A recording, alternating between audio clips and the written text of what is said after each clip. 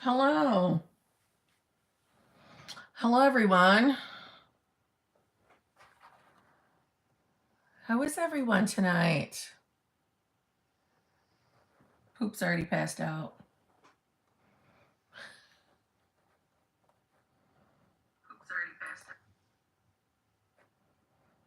There's such a delay.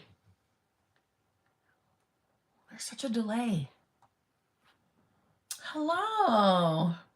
How is everyone? I'm slowing down today. I'm getting tired. How's everybody?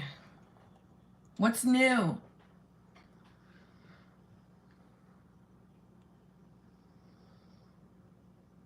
You are my favorite.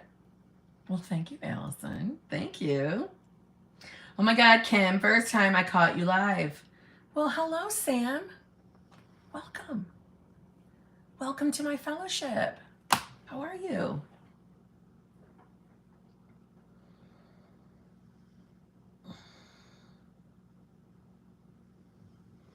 My spiritual ocean, you're gonna leave already? We just started. Party just started.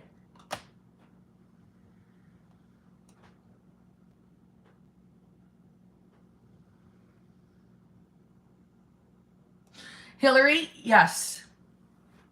If it's on your mind, yes.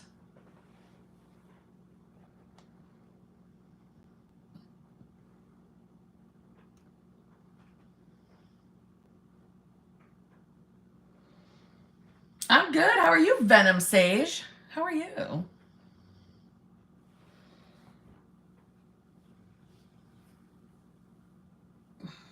Bitch, you get those toasted yet?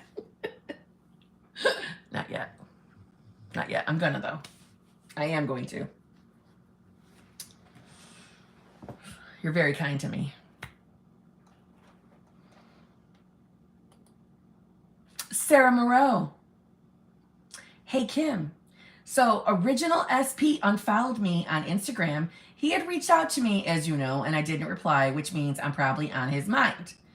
I want to be chased and pursued by him. Still, I don't want to give up, even though I want SP1. Well, wait a minute. I'm confused. See, when you say SP1, is that the current SP that, like, you and I discussed? Because wasn't he technically SP2? So, like, original SP was originally SP1. Yeah? I'm fucking confused. Help me. And oh my God, I am, Sarah, you're gorgeous. Do you know this? Do you know how gorgeous you are? Like, drop dead gorgeous. I don't know why that's on my mind, but I just felt like you needed to know that. But if they unfollowed you, listen, you were on their mind. And it's a good thing, right? But it's not the SP that we're currently working on. That's not the one that blocked you on Instagram, right?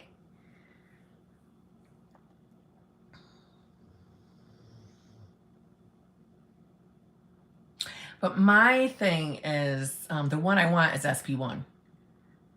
Then who's original SP? Wasn't original SP number one? I am fucking confused, okay? Listen, I don't know what my problem is today. I felt like sluggish all day. And then right before I got on this live, I'm like, I never had my cup of coffee this morning. How did I just skip over that daily routine? But I didn't do it. I did not have my cup of coffee. And I have no excuse. I don't know why I didn't. That explains why I'm so fucking sluggish.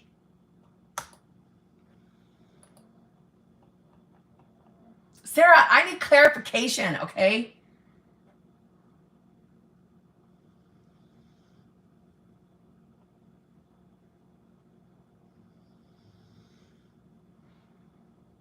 Anjali Sharma. Oh, I recognize Anjali because Anjali was on my banned from the 3D list. Let's see what Angela's got to say. Hi, Kim. I took your advice with ignoring the 3D and saw progress, but this whole week didn't hear from him. Well, technically you wrote, but this whole week didn't hear for him. And I am feeling hurt. And I don't know if I'm doing this wrong. Okay. You saw progress when you were staying out of the 3D because you were banned from the 3D, right? Okay. So this week we did not hear from him. Okay. So it's great that you were ignoring the 3D, but that necessarily wasn't the assignment. The assignment was to get your hands out of the 3D, meaning not forcing, poking, manipulating, and then be working on what's going on within your own self-concept, right? Your inner beliefs and assumptions that is causing this shit to manifest, right? We should be working on that so that our person can show up reflecting that, the changes, yes? So that was really the assignment. So I understand that it's frustrating when our specific people are not showing up the way we want. I know that. I know it's frustrating. I know it sucks. But my question to you is, are you aware of who you are? Are you aware of your power? Your manifestation power? Are you aware of this? Do you know that you're the one creating everything in your reality? Because in these moments when we are being hurt or feeling hurt because someone's not contacting us, that is us forgetting who we are, and we're giving in to these old stories, these old thought patterns that we have. So that is why I wanted you to have your hands out of the 3D and back on working what's going on within you. Inner beliefs and assumptions. Work on those. And then you will see change with your person. Okay? So I don't know if I'm doing it wrong. Well, first of all, we never want to say we're doing anything wrong. We want to say that we're doing everything right. We're always on the right path to our manifestation, right? Because our subconscious is going to take every fuck up we make and still steer us somehow to our manifestation, right? That's what we want to be telling ourselves, right? We don't want to beat ourselves up. We don't want to be hard on ourselves. So it's not that your feelings are invalid, right? You're hurt. I get it. But go back to working on your self-concept and you will start to see change with your person. Decide that you are currently in the reality where you're getting whatever you want. Decide that. Decide that right now. Right now. Okay?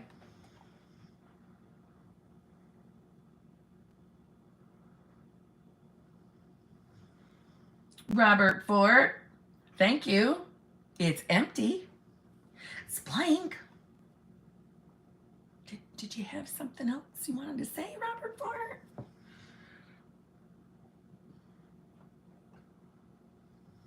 It probably wasn't meant to be blank, huh?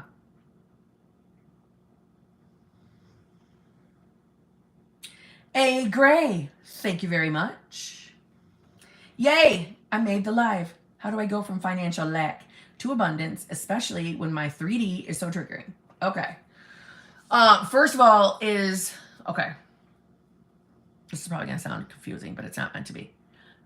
I don't want you to identify from lack anymore. And what I mean by that is when we are consistently reminding ourselves that we don't have what we want, no matter what the manifestation is. In your case, it's finances, right? You want more money.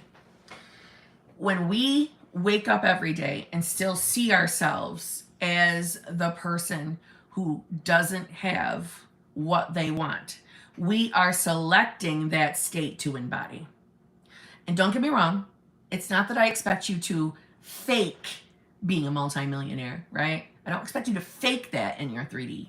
I'm saying it's the decision to, whether you say it out loud or you say it to yourself, you're declaring to yourself, no, I am the woman who is a multimillionaire. And I'm currently in the 3D that is leading me. to the multi-millions. I'm in the 3D right now. This reality that I'm in, this version of me is the version that has whatever they want. So that's one of the first things I want you to do. Number 2, start affirming or visualizing or scripting that you're a money magnet. Money flows to you like water. Money always shows up on time. You can buy, do, and save whatever you want. You're amazing with money. You've always been amazing with money. You've always had, is it millions? Is that what you're looking for? You've always been a millionaire. Your family's always had money. Now I know in your mind, you're probably saying, no, we fucking didn't. No, we didn't. And I'm not a millionaire. That's why you're affirming it. When we affirm, visualize, or script, in those moments, we are, in increments, changing our current 3D. And we are shifting states moment to moment. But with every dominant thought, right? Our dominant thoughts, we are literally changing the 3D that we are in. And we are shifting it to become the 3D that we prefer, meaning a 3D reality that you have an endless supply of money. I know it feels like a woo-woo concept, but the more often you talk to yourself that way, the more you're going to start seeing evidence of that in your 3D. So that's what we want to do. No more identifying yourself as someone in lack, someone who doesn't have a lot of money. And birds before land will start coming in. Meaning, if you're looking for a specific amount to manifest, like say $50,000 or something like that, it's it'll probably be, you will get like random hundreds, thousands, and little pieces until the 50 shows up. Don't worry about the how. Don't worry about the how. Don't try to figure out where your money's coming from. Just stay affirming and telling yourself, I am now embodying the state of the woman who has whatever the fuck she wants, and I'm a fucking multi-millionaire. Money is flowing to me like water. It's changing your mindset, therefore changing your current 3D. Your 3D is, if looking at the 3D like it's an illusion, it's too much, think of it like the movie The Matrix. Like it's a hologram. You're changing it with your dominant thoughts instantly. It might not feel instantly to you in your what you're seeing right in front of you, but it is making changes in that 3D through other vessels, whether it's another person or another person, place, or thing. Things are moving to bring you whatever it is that you're actively manifesting. So every morning you decide you're the version of yourself that has whatever you want, no matter what that 3D is telling you. Don't let the 3D throw you off. Don't be fooled by the illusion. That's what I would do. Lizard Luminos, thank you very much, but your message was retracted. Did you have something? What's going on with all the blanks or the message retractions? What's going on? Am I missing something? AMD 137, thank you. Would you share a bit of your weight loss manifestation journey and how long it took you to reprogram your beliefs about weight until you started to shift? My initial weight loss journey started long before the law of assumption. It was while I was in the law of attraction. I did not see a very much amount of movement at all, but that's truthfully when it started. Then when I discovered the law of assumption, that is when I started just affirming, more like scripting though, because I really wasn't a daily affirmer. I was a daily scripter. I started scripting things like I decided there was a weight number I wanted to be. I'm not that weight number yet, by the way, but I would start scripting that I'm finally now that number. You know, weight just melts off of me. Weight loss is one of the easiest things for me to manifest. And then what I found was I was actively intermittent fasting without realizing it. I had heard about intermittent fasting. I had wanted to try intermittent fasting in the past. I just never stuck to anything. But when I was scripting and just living my life, because I was so distracted with my SP manifestation, bear in mind. Hence why I say we should all be multi-manifestors, be manifesting in multiple areas so that you could be distracted when you're stressed out about one specific manifestation. So I just started scripting, you know, weight loss was the easiest thing for me to do. You know, the weight's just melting off me, blah, blah, blah. And I started realizing that I was intermittent fasting without trying, meaning my daily decisions were not wrapped around weight loss, meaning like the when I ate, when I felt like eating, when my body felt like eating. But in the scheme of things, I was intermittent fasting, but like not on purpose. Like it's the longest winded way of just saying that. I wasn't doing it on purpose, but it was my subconscious leading me. So long story short, I allowed myself to get on the scale, and that's when I saw that I had lost 80 pounds. And this is why when other people ask me about weight loss, my thing is getting on the scale too often is no different than checking the 3D for any other manifestation. Okay? Hence why you keep hearing me say the same numbers, 80 pounds, I've lost 80 pounds, because I haven't gotten on the scale in a really long time, because it is something that will trigger me. If it's not less than 80 pounds from the last time I got it, I will be triggered. I'm aware I will be triggered. So I don't get on there to ruin my mindset. So if that's what you're trying to do, that's my advice to you. It's just either script or affirm, or even visualize yourself a slimmer person, whatever you want to look like. And affirm for the number that you want to be at. Like if there's a certain number on the scale you would like to be, affirm that you are that now. I like to affirm or script in past tense. That's my preference. You don't have to though.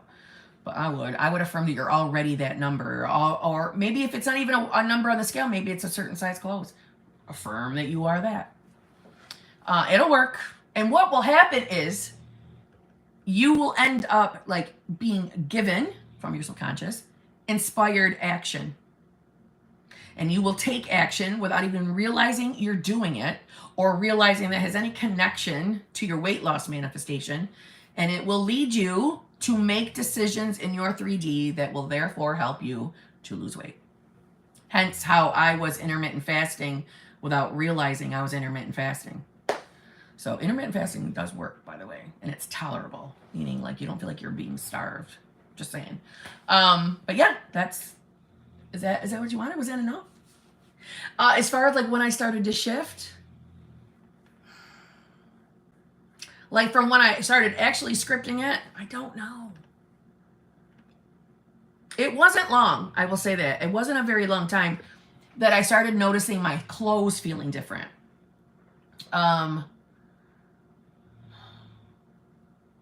I remember the day I got on the scale, but I don't remember like what time, like how long I had been scripting it. But the day I got on the scale was I had put on, it was a change in season. I know that because I was getting clothes out of a bin. Like it had to be going into the spring or the fall. I don't know. It was either going spring into summer or it was going summer to fall. But I remember getting clothes out of that tub and putting them on, and they were significantly bigger than they were the season before. Like the last time I wore them, that they were in season. And I'm like, what the fuck? And that's when I got on the scale. I'm like, oh my fucking God. Oh my God. It's 80 pounds. You know what I mean? But I don't think it was a very long time. But it was not on my mind. I was distracted with my SP manifestation. Hence why I say everybody should multi-manifest. So I really don't remember when it actually, I don't know. It wasn't that long. I had only been in the law of assumption maybe 5 or 6 or more months, I think. But you know what I do know? I keep agendas as like a daily journal. I can go find my journals and I will tell you, I will tell you when I started scripting it, and I will make a video. How about we do that? I will make a video. I will tell you. I will get my old journals out and my agendas, because I keep all my scripting journals too. I will look to see, because I date when I script, if that means anything to you. I will look to see when I first started scripting about the weight loss, while I was in law of assumption though, not law of attraction. And then I will look to see if I can find when I got on the scale, and I will let you know what that time span was. Okay? Hopefully that helps. But I'll make a video on it. Hillary Reese, thank you very much. Have a coffee on me for being so amazing. I appreciate you so very much, and all the time you spend dedicated to all of us. I'm very thankful for you. Hillary, thank you very much. Thank you. That was very nice. Very, very nice. Yeah, I had the coffee that I didn't have today, that I forgot all about. How do you forget your cup of coffee in the morning? That's me. Crazy. Marcelina L, thank you very much. Me and SP talked a lot yesterday, and he was replying instantly, but he called me his friend when I showed affection. Spiraling now, please. Marcelina L. Why are you spiraling? Because he said the word friend? You know it doesn't mean a damn thing what happens in your 3D. Marcelina, hold on a minute. Have I banned you? Why do I feel like you're on that banned list? You are! Marcelina, you're my number 2 on that list. Your person, okay? Your person. Your person doesn't have motherfucking free will, okay? So we don't give a rat's fuck what they say. He called you friend. He called you friend. So fucking what? You know your self-concept has been kind of in the shitter.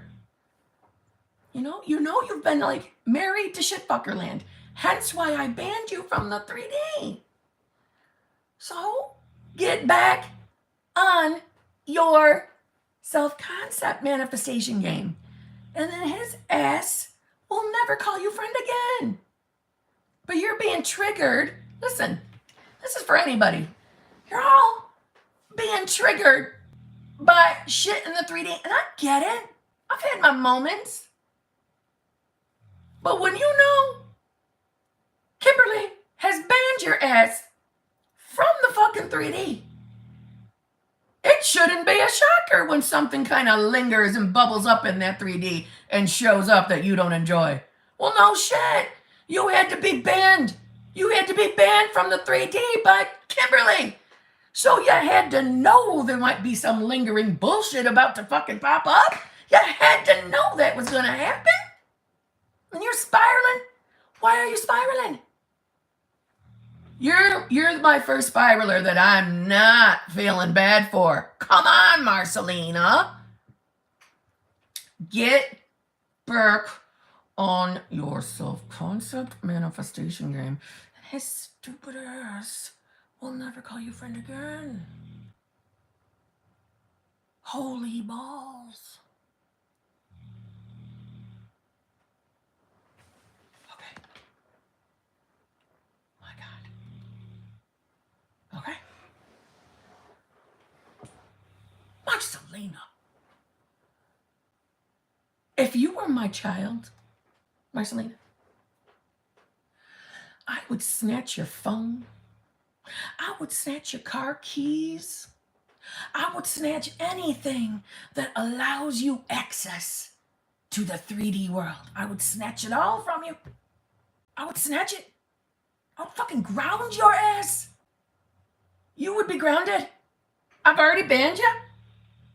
I gotta double ban you.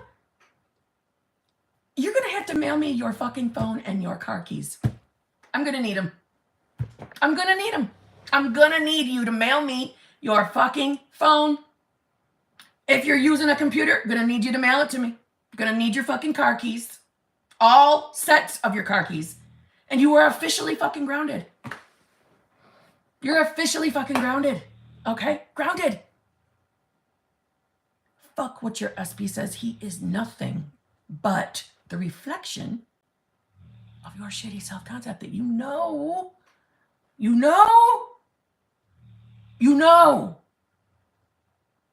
that your self-concept has been hot damn married to shitfucker land.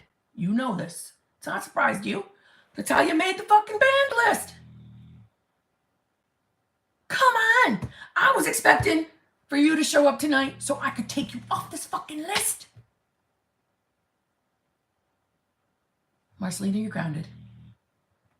It doesn't mean a goddamn... Yeah, and I'm going to disconnect her Wi-Fi. That's right. I need all access to the internet. You mail it to me immediately. You're grounded. You're grounded. You will be ungrounded when I see fit. You're lucky you're not my child. Okay? You're lucky that hasn't woken up poop, too. All right? For the love of all that's holy. It doesn't matter. Okay? Him calling you friend tonight was the manifestation of your shitty self-concept that you are supposed to be working on. That way, you know that probably for just a little bit, we're not going to give a fuck what happens in that 3D. Because we know, okay, my mind's been in the fucking toilet. It's not going to be shocking if he says something fucking irritating to me. That's okay. I'm working on me right now. I'm working on me, so I know he's going to reflect that. So it does not fucking matter that he calls me fucking friend. I'm not your fucking friend. I'm your fucking girlfriend. I'm going to be your wife. So fuck right off with your friend. That's what you should have been saying right in your head. Right here in your mind as he was saying it. I ain't your fucking friend. We ain't fucking friends.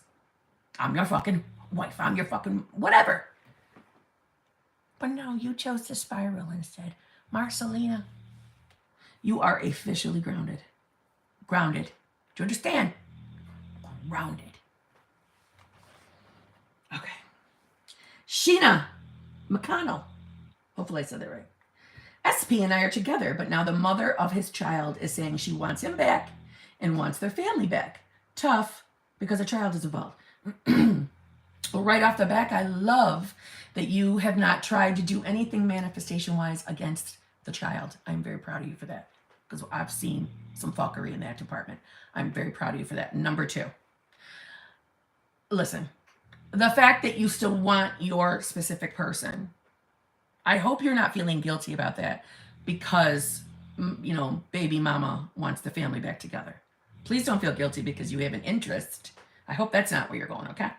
But, listen, I don't know. I know like a gazillion people who grew up in households where the parents did stay together, but the parents couldn't fucking stand each other and they fought all the time and it was a miserable existence. And probably it would have been a more enjoyable environment to see the parents divorce, go find real love, both parties find real love, both have happiness, parents get along together, right? Parents get along together for the sake of the child, and it's a wonderful fucking existence. It's a total possibility.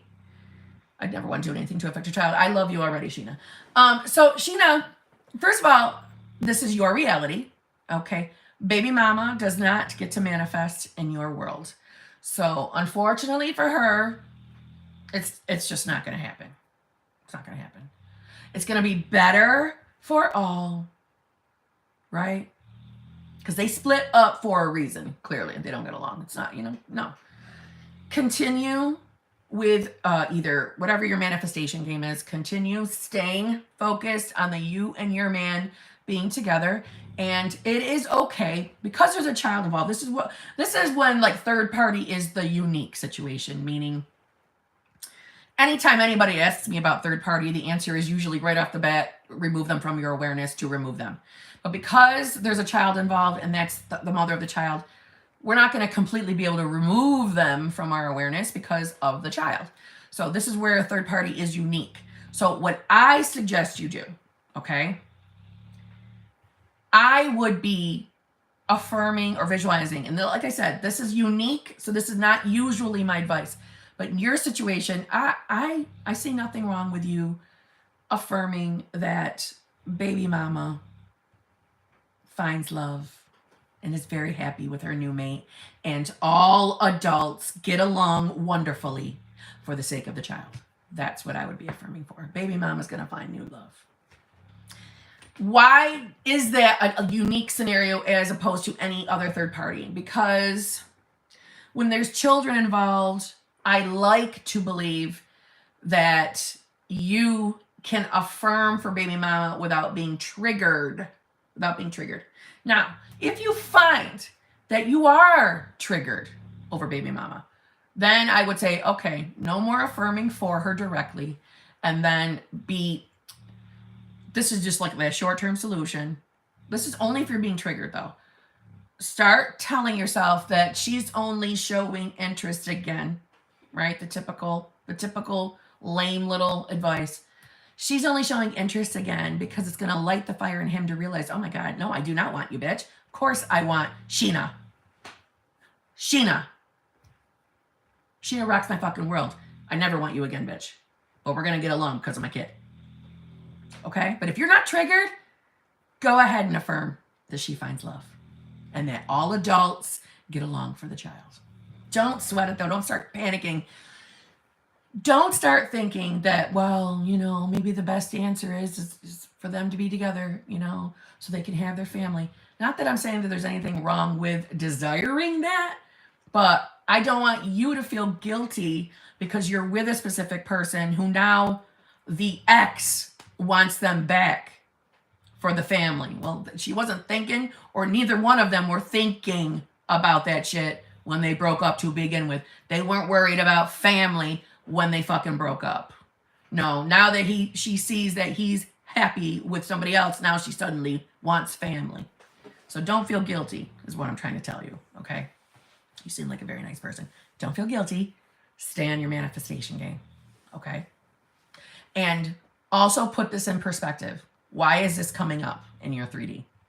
Chances are there might be some lingering insecurities, right? Good. Thank you. That's exactly what I needed to hear. Love it. But I just want to say this so we tackle all areas. If this is bubbling up because there's anything lingering insecurity-wise within you, in your self-concept, worried about not being the person chosen because of this little scenario, or worried that you're not good enough and that your person would get rid of you and go back to someone else, address those. I would be affirming for those as well, just so we can nip them in the bud so this dumbass situation doesn't come back. Okay? He has the best co-parenting with his baby mama. I love that.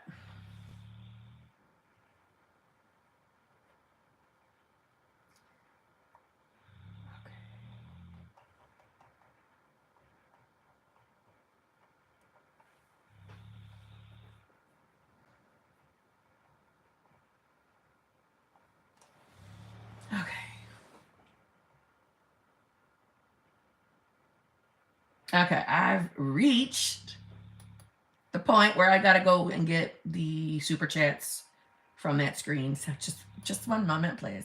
One moment. Okay.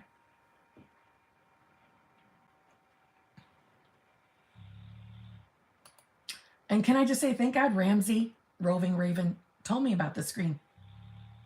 It has solved so many issues. Now, channel members, my paid channel members, if you have put, I see Amy did, if any one of you has also put a channel member message up and I have not read it, it will not be on this screen that I'm pulling up. So actually, I'm going to skip to Amy really quick because I will lose her in the mix if I don't fucking do hers, because hers won't show up on this next screen. Okay, so Amy F. Kim, yesterday my guy friend was blowing up my phone with flirty messages like, I've affirmed for SP1. I always call him by his nickname. Realized last night his real name is the same. Realized last night his real name is the same as SP's. Also, I hooked another guy. Wait a minute. I need to reread that shit. Okay, hold on. Kim, yesterday my guy friend was blowing up my phone with flirty messages like I've affirmed for SP1. I always call him by his nickname. Realized last night his real name is the same as SP's. Also, I hooked another guy. First of all, if this is not fucking more evidence, this is listen, I'm just going to say this, okay? And anybody who's watching this the next day, you listen to me. If you feel an urge to join my channel membership, that might just be inspired action. Maybe you want to take it. Because my fucking channel members, and it ain't got nothing to do with me. It's got nothing to do with me. But my paid channel members become manifesting fucking magnets. Magnets. It's insane to me. And I'm loving every second of it. But every one of them that joins at some point becomes a fucking magnet to shit. This is mind-blowing. Amy, what's next? Who's next? What the fuck? Another guy too. I am just mind blown. If you're feeling the calling to fucking join that membership, you might wanna. Because these people in my channel membership have become fucking magnets to manifestations, BBLs, movements, insane things, including money manifestations. One of my peeps just manifested a huge lump sum of money for a home purchase. Huge number. Not $1,000. Huge. It's insane. And it literally has nothing to do with me. They're doing all the work. It's not me. It's not because of me. It's because of them. Oh my Lord. Mind blown. On top of, Amy's a fucking model too, by the way. Amy, what's the name of the magazine you're going to be in? Because you should put it up.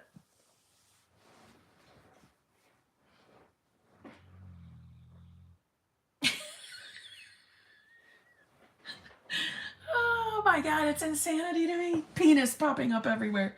That's hilarious. All right, hold up. What's going on here? Oh, what am I doing? I clicked the wrong screen. Okay, here we go. All right. So remember, paid channel members, if you put up a message and I don't get to it, it's because it's not on the screen. I will come back later. Okay. All right, so hold up. The last one I just did was Sheena. Okay. Crystal Orchid. Hopefully I'm saying that right. Oh, if you can't see a join button, maybe you're watching this live from your phone. I hear all the time that it's not showing up from the cell phones. I know it doesn't show up on my own cell phone. Try from a laptop. It should show up then. I don't know if maybe it's because it's from the desktop, but it should show up there. And if you've tried all over and can't, I have a workaround.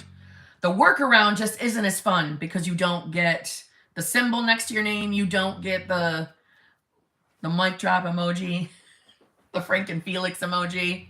You don't get that. And you don't get the notifications of anything. That's the sucky part about having to do my workaround. But okay. Crystal Orchid. How can I make a friend of my SP? She made him break up with me. Ew. I don't like this friend. Okay. How can we make this bitch disappear? Dropping her name from my awareness won't cut it. Love you. And we'll book coaching with you soon. I love that you have tried to tell me you gave me a yeah but. You gave me a yeah but. I have a very good friend of mine who is, her name's been officially changed to yeah but. You yeah butted me before I even gave you a response by telling me that removing her name from your awareness won't work. You yeah butted me. I don't like being yeah butted. Okay. But you seem really nice. I'm not going to yell at you. Okay. So, Crystal, if you already know removing from the awareness isn't going to work, yeah, but then you may use the short-term solution. It's very short-term. It's very short-term. I get it. I mean, this bitch is in your existence. You gotta face her. It's a friend. She's a fucking douchebag, though. Ugh. She had your man. Oh, but he was a weak ass fucker for doing it, wasn't he? See, but both of them were reflecting your self concept. So we gotta address that so that shit don't happen again. Okay? So I would be, since it's not a SP type, I mean, I love third party. Let's see.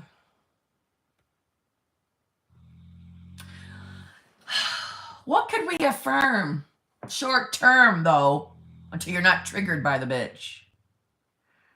So this isn't a friend that's trying to, like, get your man, though, right? It's just a friend. Why aren't you just affirming that he can't fucking stand her anymore?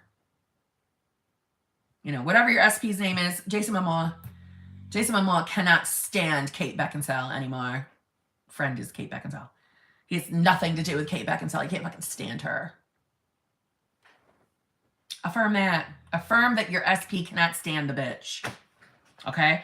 And then address what's going on within you that shit's reflecting back to you from these two SPs. Wait, well. SP and the friend. Okay? So clearly, all right, listen, come on.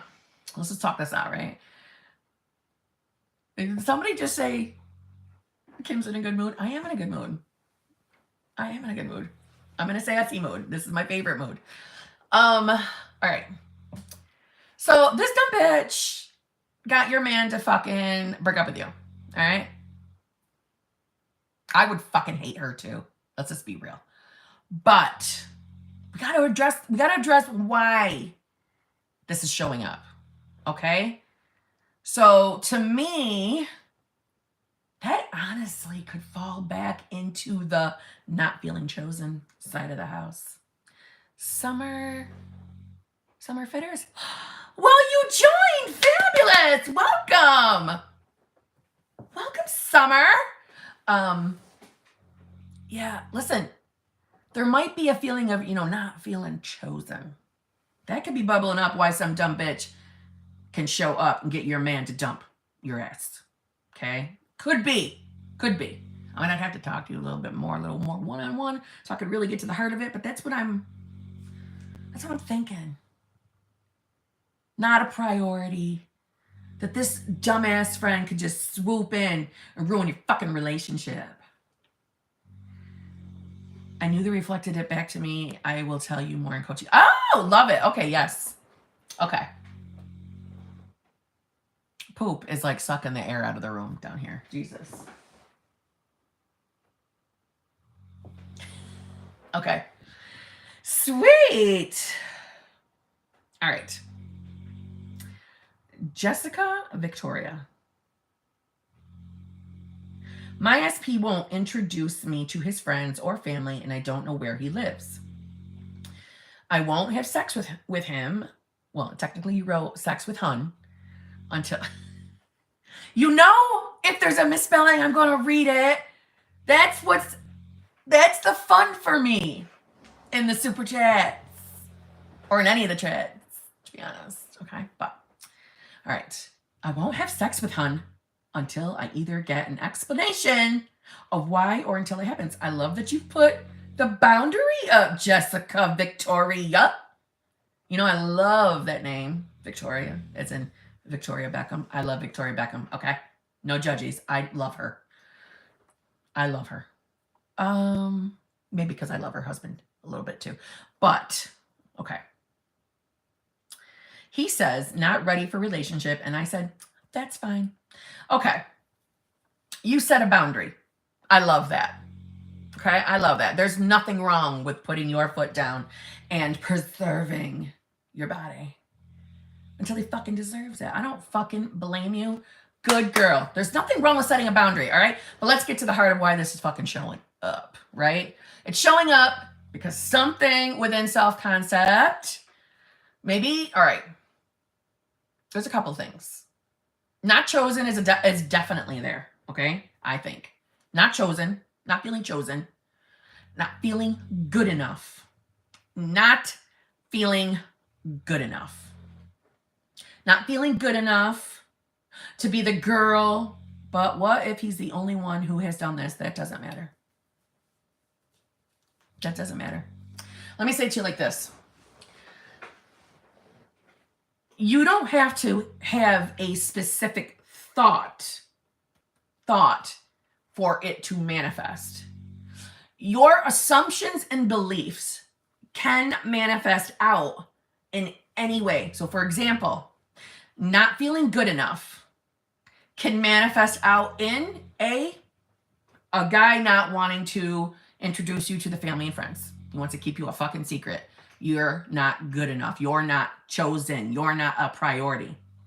Or it can show up with him constantly flirting or even getting into things with third parties because you're not good enough in your mind. Not good enough. There's always going to be someone more. There's always going to be someone better than you. That's in your mind. Okay?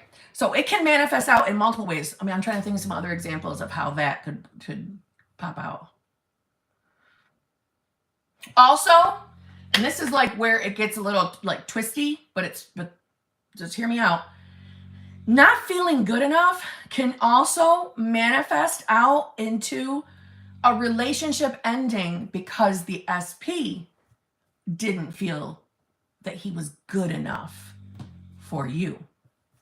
I know how fucked that sounds, but our subconscious can pop it out in all different ways. And I've seen that one. That's why I know that one exists. I've seen that one. So no matter what, your SPs, no matter who they are, yes, he doesn't feel good enough. Yeah. They have no choice but to show up reflecting what's going on within you. And it's like literally they're just fulfilling acting roles. So it can show up in all different ways. So long story short, start addressing that either with affirmation, scripting. Another member, Ashley, welcome. Yeah, start working on that self-concept wise, please. Okay, work on that. And there's nothing wrong with affirming that, of course, my man shows me off to all his friends because I'm fucking gorgeous and I'm fucking amazing. He's fucking proud to go out with a girl like me because I'm fucking it. I'm the it girl. Start fucking talking about yourself like that. Okay? But good on you for setting a boundary and not just going along with something because you were afraid of losing him. Well done. That tells me that your self-concept isn't in dire straits. Just work on those little nuggets. He'll start reflecting it. I'm proud of you. I love a woman, okay, well, and a man, who isn't afraid to say, yeah, no, fuck that. I'm not doing that. I'm not doing that until you start showing up right. Right. It's not that I want everybody to start taking action like that in their fucking 3D, but when it comes to our bodies, we don't have to just do whatever they want. We do what makes us feel comfortable, right? Good for you. Proud of you. Yeah, just work on those little nuggets in the self-concept. He's gonna fucking change, and he'll be fucking showing you off to everybody. He will. He'll come back a new man. He will.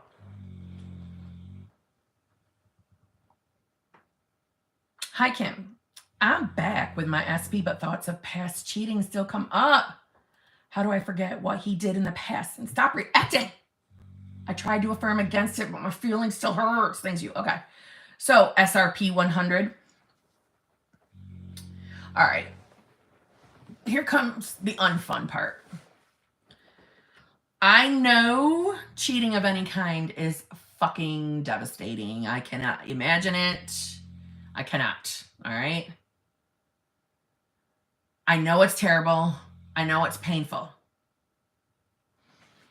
Please try to put in perspective as best as possible that this past transgression was the manifestation of your shitty self-concept. And I know that's not fun. Now, you should not be blaming yourself or being hard on yourself because of this. It's just we're now aware of it. Okay? So just like Sarah Moreau just popped into the chat, you could revise that never happened. And I really don't think that's a bad idea. You might want to revise it. I know because it's such a painful, listen, being cheated on is fucking traumatic. That's a traumatic event. It is. So traumatic events, they linger. They bump our subconscious for sure. So it might take you reading it maybe more than a week. Okay? I have a feeling it's going to. But rewrite the moment you found out about the cheating and rewrite that shit that it didn't happen. That's what I would do. All right? And you're going to read that a minimum of twice a day for a week. At the week point, check in with yourself. Is the original experience or the original memory still dominant?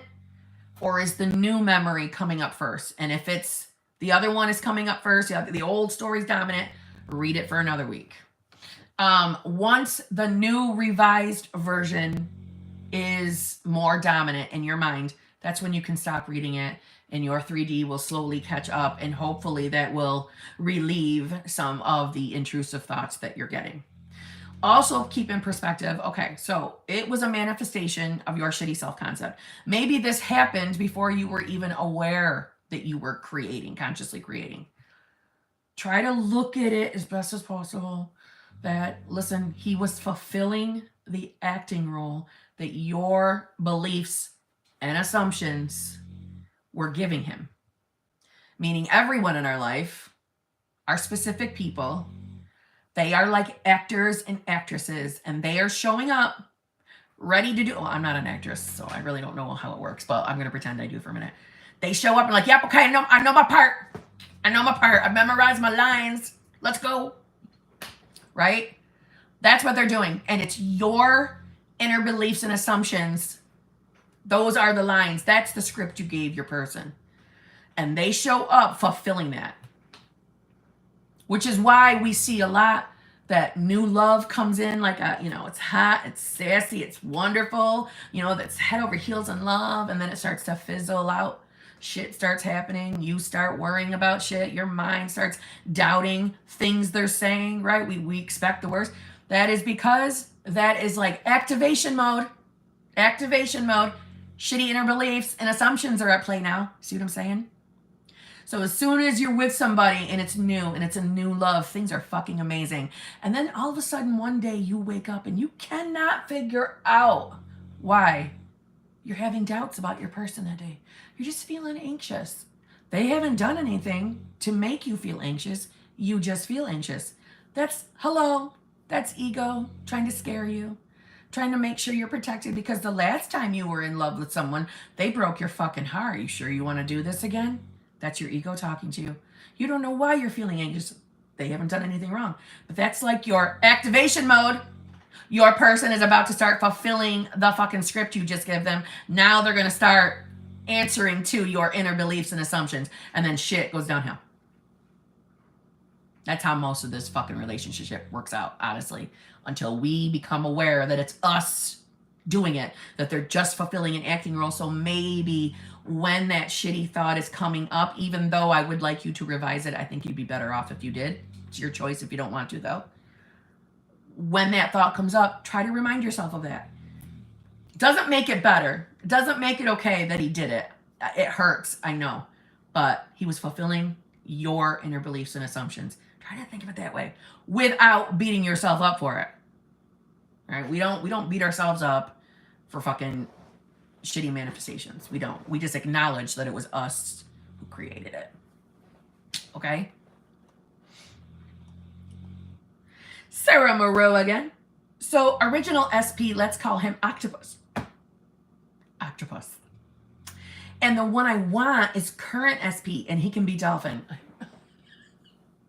Okay, so Octopus or Dolphin? Who? Oh, never mind. I saw you do you did that another super chat. Hold on. Miranda, yours is blank. I have a feeling you didn't mean for it to be blank. Yours was blank. Thank you for the super chat. Do you have a question? Sarah Moreau. Octopus unfollowed me, and I don't want to give up. I manifested him for a long time and want him to pursue me still. Is that wrong? By the way, I love you. You know I love you too. Okay, so we want Dolphin. So dolphins are focus, yes? But octopus is the one you had been manifesting, and we really just want him to want us. Is that what you're saying to me? We just want him to pine over us, but we're never going to date him. We're only going to pick fucking dolphin. Do I have this down? Am I right? I want a whale.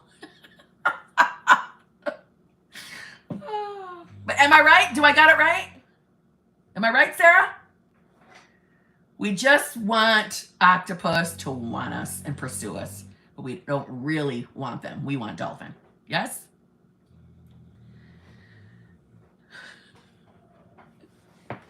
I'm assuming that's a yes because you're laughing. So I'm going to say, hey, no, there's nothing wrong with it. It's your fucking reality. Oh, I did get it right. Okay, good. But no, there's nothing wrong with it. It's your fucking reality. You can fucking be doing it whatever the fuck you want. If you want your ex, if you want that ex, or not ex, but original SP, motherfucking Dolph, octopus. If you want fucking octopus to just want you and to give you attention. Yeah, you can do that. There's nothing wrong with it. Not gonna lie, by default, manifestation would still come in. If you were actively manifesting him at some point, but you've turned your attention to dolphin, and now you're actively manifesting dolphin, that manifestation of octopus doesn't just die. It's still going to fulfill itself. So they're gonna pine over you anyway. They're not going anywhere. Yes, they're still gonna want you. Okay? Yeah, have fun with octopus penis. Oh my God, you are fucking hilarious. Lizard Luminals, I accidentally sent a knockout sticker. I didn't see the other options. You're hilarious too. Who cares if he unfollowed you? What's that? What's that mean? Nothing. It doesn't mean a damn thing. Stay up here. You are now in the reality embodying the state of the woman who has it all. He unfollowed you. It's just part of your bridge of incidents of him coming back and wanting to be with you because you're working on your self-concept. Okay? You say that it is. See, your old logical life would look at being unfollowed as, oh my God, what the fuck is happening? I'm not going to get my manifestation on. No, we're not part of logical land anymore. We're over here in delusional land. So yeah, you got unfollowed or you got blocked. It don't mean a damn thing. So yes, tell you it's movement on your bridge of incidents. We don't have to be upset really about anything that shows up in the 3D. We don't. And we have an active choice to not be. We just give into it. We do have an active choice on whether we are triggered, whether we stay upset. The initial gut punch and the initial trigger. Yeah, I'll say we don't control that. But after that gut punch, and you come back to your thoughts, you come back to reality for a minute, up here reality. It's an active choice on what you do to that next step. If you're going to trigger and spiral, or if you're going to do your best to say, fuck that. I don't care what's in my 3D. Nothing can stop me from getting what I want. Nothing. She is sucking the air out of it. It's actually getting hot in here. That's how much air she's sucking. Poo! Poo! Poo! Hey, Poo! Okay. Well, it's okay if you send a knockout sticker, Lizard Luminals. It's okay. You can send me any kind of sticker. I don't care. I appreciate it, though. Thank you, Jenny. I freaking love your energy. You're so awesome. Thank you. I took it pretty well, and I'm so proud of myself. Well done. Well done, Sarah. That's why you got removed from my band from the 3D list. Yeah, people. Let's do the public announcement. I did the channel member announcement. I'll do the public announcement. Sarah Moreau was taken off. I didn't cross it off. I need to cross it off right now, and I will. Sarah Moreau is off the band from the 3D list. I keep it right here on my laptop, so I have access to this at any time. Okay? I always know who I've banned. Okay? All right. Alyssa Lauritsen.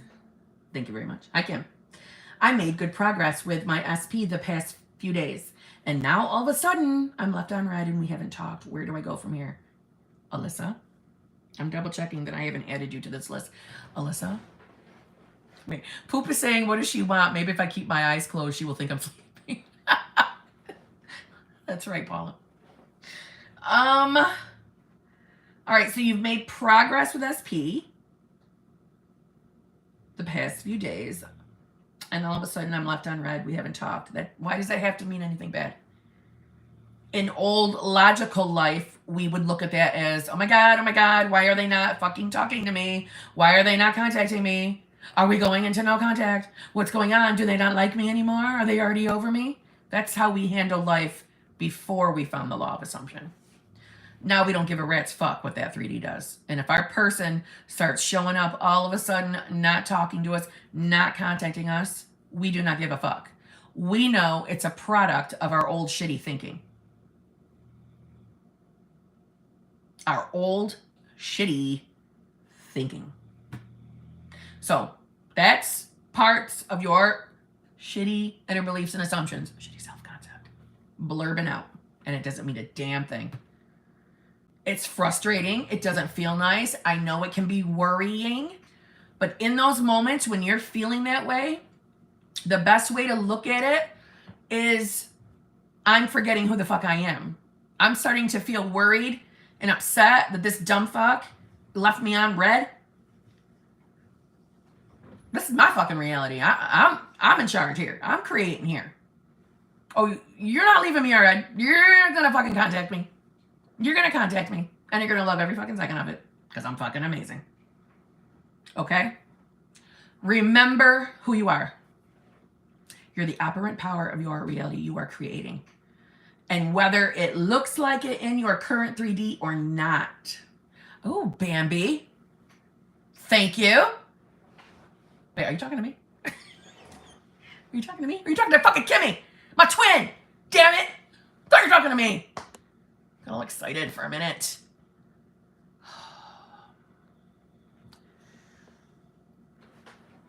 You're probably talking to Kibby J. She is gorgeous.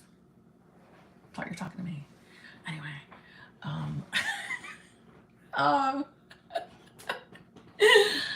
What the fuck was I saying? I forgot. What was I saying? Oh, yeah. Kim just stealing compliments. I was. It's my fucking reality. It's my fucking channel. All Kim compliments must be me. Girl, you're rolling back to your old thinking. Oh, thank you, Hillary. But no, seriously, Alyssa, when you are hot mama, when you are starting to give in to being triggered, to being upset, not only is it you forgetting who you are, it's you rolling back into old thought patterns, the old way of handling your 3D, right? The old way.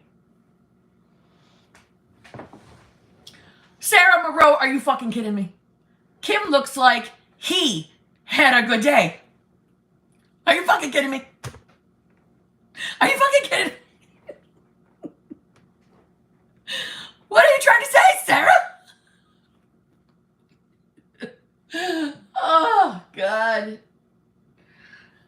Oh, Hillary, I did. I had that fucking apron on until nearly after midnight.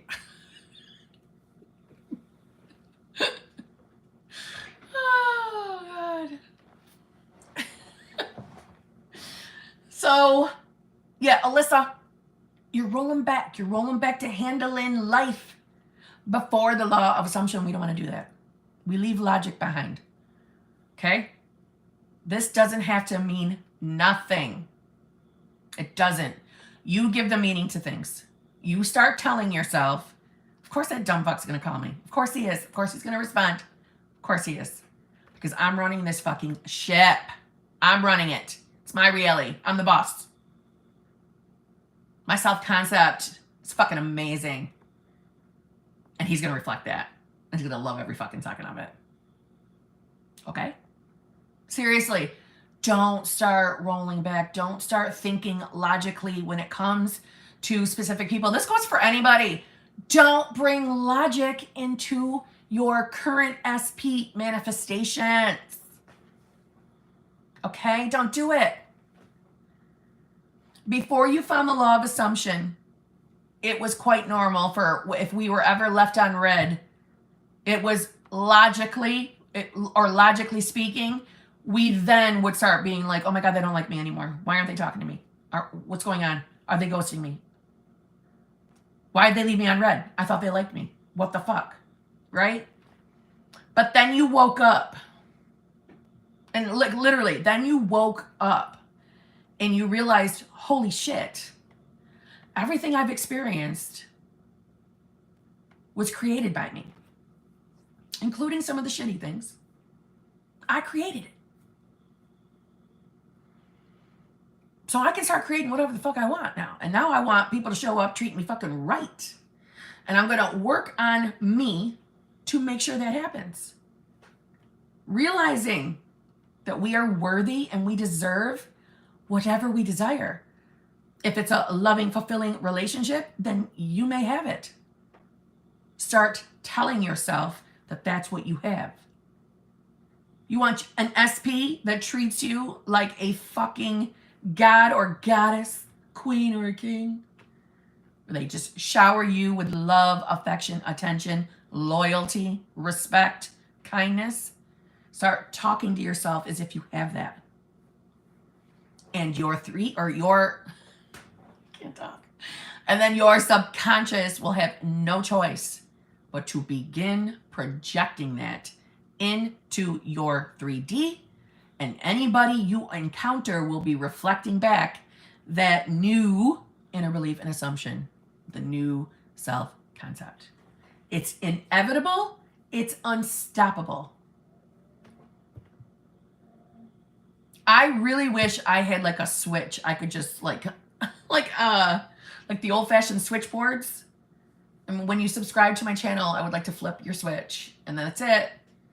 You let go of all your old logical thinking, all your old shitty thought patterns. They all go bye-bye. You're awake now.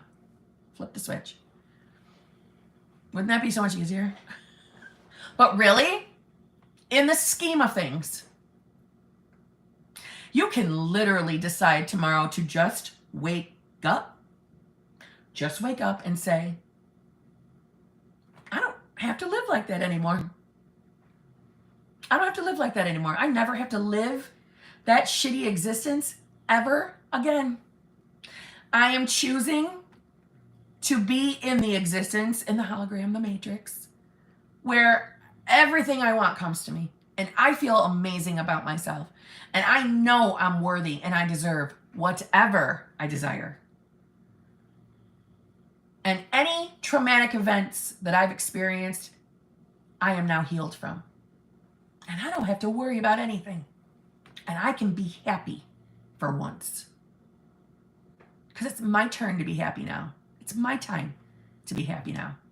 Get up every fucking day and start talking to yourself like that. That you're now in the reality where you're getting whatever you want. And you are totally limitless and unstoppable. And things will begin to change. And when things pop up that we don't like in the 3D, you will become less and less triggered. It's not to say you may never get triggered. It's not to say nothing terrible can ever happen.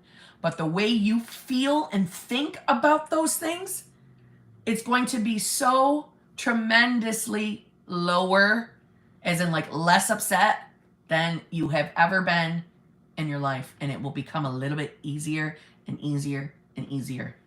I'm just saying. I cannot stand when I hear the law of assumption being taught in the perspective that there is this long, drawn out, reprogramming, fucking self-concept, fucking course, endless bullshit, and then you can have your manifestation. No. It can be as simple is you making the conscious decision that this is the fucking life I'm living now. This is who I am. I'm the girl that's the it girl, the getting whatever I want. I'm getting whatever's on my list. And honestly, you all should be making lists. Lists of the things you want to experience and what you want to manifest. And then it's you deciding every day, I don't give a fuck what I see in this 3D. I do not care. Because I'm getting everything on that list. I am now the version of myself that is in line with all of those things. And that's the reality, the matrix, the hologram that I'm living in now. I'm in that reality where I'm getting all of that stuff. And absolutely no one can stop me from having it or experiencing it. And not some relentless self-concept reprogramming horseshit either. None of that. Decide you are going to embody the state of the woman or man who has it all. And I really mean that. It is so fucking freeing to be here. And let me tell you, it's not that I ever fall out of this state. Of course I do. I'm still a human having a human experience. Thanks, Greg. But you know what? The amount of time I spend there becomes less and less and less. And that's exactly what you're all going to experience too. If not even better. You might all be much better at it. I started this game late in life. I was in my very early 40s when I found the law of assumption, which should also be a testament to all of you that it doesn't take a million trillion years to get into this mental state. It doesn't. This is one of the nights that I wish my best friend from childhood best friend was here so that she could say to you that I'm dropping truths here. The person I was 5-6 years ago is a total 180 of the person I am now. I was always sassy and sarcastic. That was always me. But my life is an entire 180. And it's all because of the law of assumption. So all of you are on your own evolving journey. But it doesn't have to be a long one. It doesn't mean you have to have this perfect self-concept in order to have your shit. Please drop that from your thoughts. Don't fall for bullshit. It's just your dominant thinking. Listen, we quantum jump, and I know that's woo-woo, I know, but we do. We do it a lot more often than we're aware we're doing it. That's shifting states. That's quantum jumping. It is. It's not like you feel this whoosh, whoosh when you go from state to state. You don't. But you know you're in it by how you feel up here. I don't know. All right, I'm rambling. I'm perfectly imperfect. Fuck being perfect. Thank you, Hillary Reese. Yeah, we don't have to be perfect. We do not have to be perfect. We get to decide what we want. We get to decide the existence we have. And I myself was in a little funk not too long ago. A little funk. Had nothing going on in my reality. There was nothing causing the funk, meaning I had no reason to be in a funk. I just was in funk. But I'm out of it. I'm back to myself. And I cannot tell you how freeing getting yourself into the mental state of not worrying about shit anymore and really, really realizing how you are literally creating everything and that you absolutely now can really experience your fucking dreams, whatever they may be. They're not so far away from you. Most of us have been brought up to think like that. Like, oh, you're wishful thinking. That's dreaming. Have your backup plan. In case that doesn't work out, have a backup plan. Fuck that. We don't need backup plans anymore. Dream. What are you dreaming about? What are you wishing for? What's your biggest dreams? What would you love? What would you love to wake up to tomorrow morning? What would your dream life look like? If you could have every single thing you wanted, and you woke up to it, or you get to wake up to it tomorrow morning. Write it down. What does that look like? What are those things? So then start claiming those things by telling yourself that every single day you wake up into the reality that all of those things are yours. And your subconscious mind will have no choice. But as you say that, as that becomes your dominant morning opener, your morning affirmation, your subconscious will begin changing your 3D instantly. It might not look it or feel it, but that's exactly what's happening. So make your damn list. What do you want?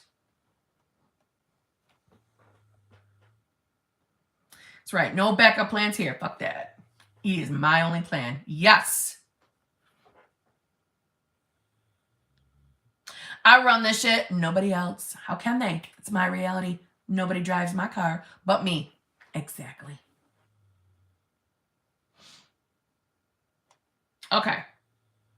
Kristen Gervin.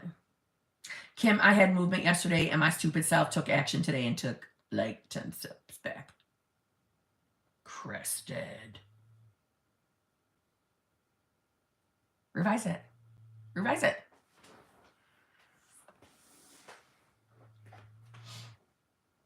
Revise it. Don't beat yourself up. Don't beat yourself up. Okay? What you did today is over. Right? You're not going to do it again. Right? Fucking revise it. It's not going to stop your manifestation. Don't be so hard on yourself. Okay? Really. You're being way too hard on yourself. It took like 10 steps. You didn't take 10 steps back. So don't say that to yourself either. Okay? So just get back up on your manifestation game, or also revise. Revise it. Okay? It doesn't matter what you did today. Okay? You're being way too hard on yourself. Brienne, thank you very much. I love you. I love you too. How do you differentiate? I cannot say this word. Differentiate between just a delay in the 3D from you are doing something wrong in self-concept. I see what you're saying. Well, it's like this. You should always be telling yourself that you're doing everything right. See what I'm saying? You should always be telling yourself you're doing everything right. So that would take that right out of the equation. You worrying that you're doing anything wrong. You're always doing everything right. You're always on the right path to your manifestation. You should always be talking to you. Everyone should always. What?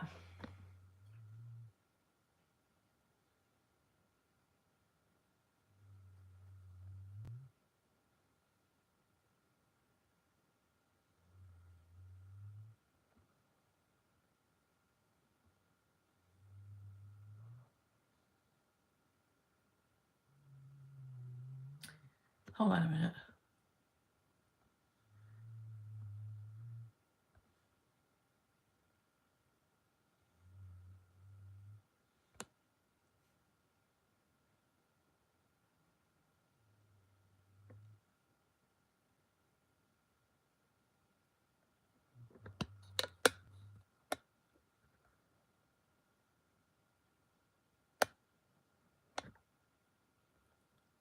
Okay, I'm biting my fucking tongue. Okay, I'm biting my tongue.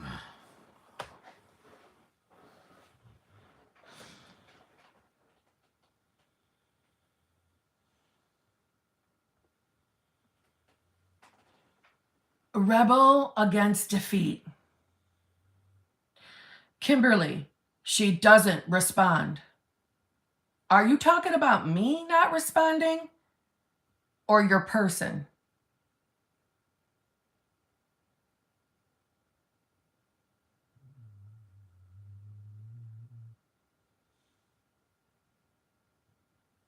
Who are you talking about? Are you talking about me?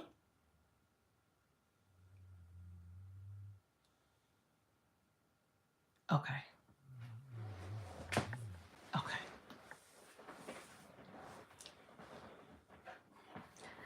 Back to Brienne.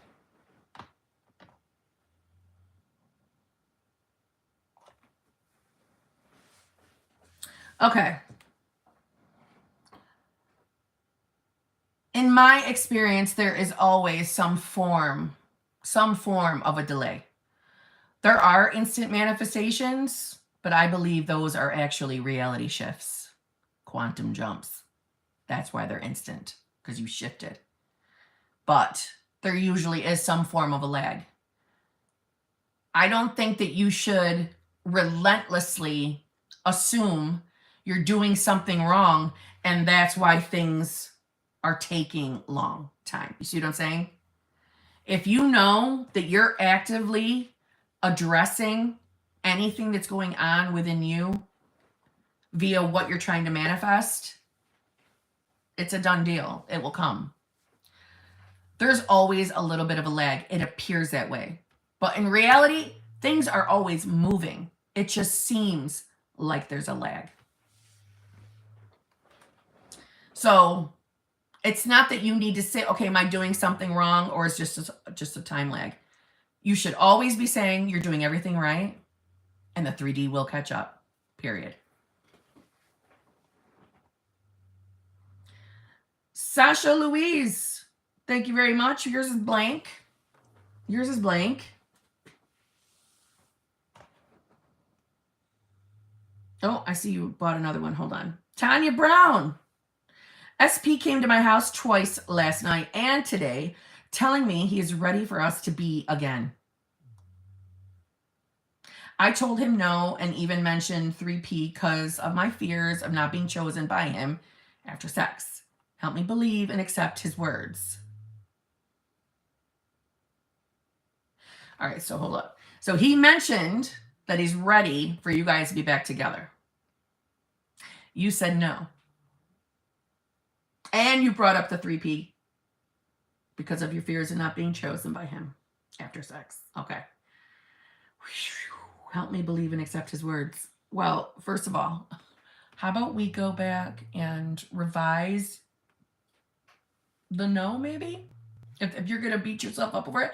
I don't think there's anything wrong necessarily, because to me it sounds like you were, yes, it's the fear playing out. Yes, the previous experiences with him, that is why you're fearing. And I get that because you and I have chatted a little, so I get that. Essentially, you were putting a boundary up. You were putting a boundary down. I would love to know what his response was when you said no. I am dying to know what his response was.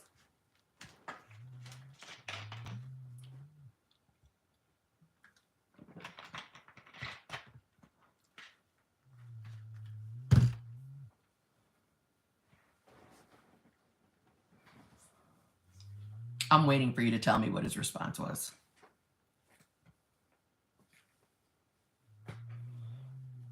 Boundaries. So do I.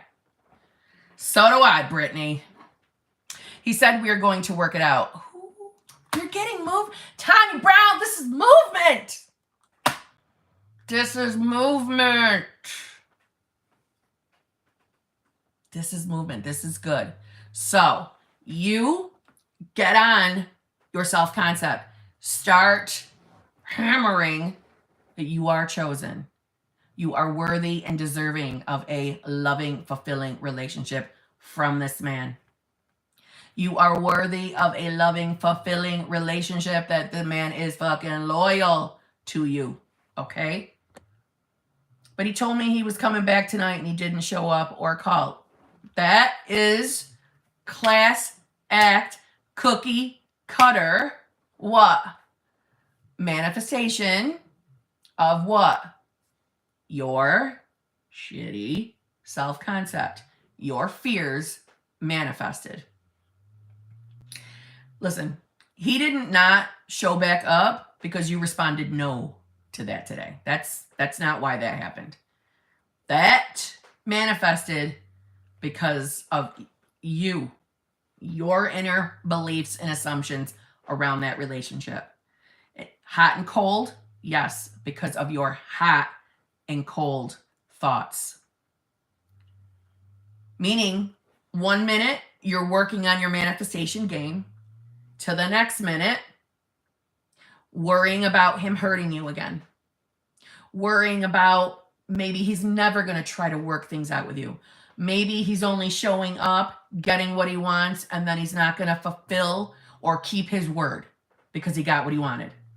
All of that is a product of your fears, of the self-concept of not feeling good enough, not feeling chosen. You already know what parts of the self-concept need to be addressed. Get back on that. Get back on it like you mean it. He will be back.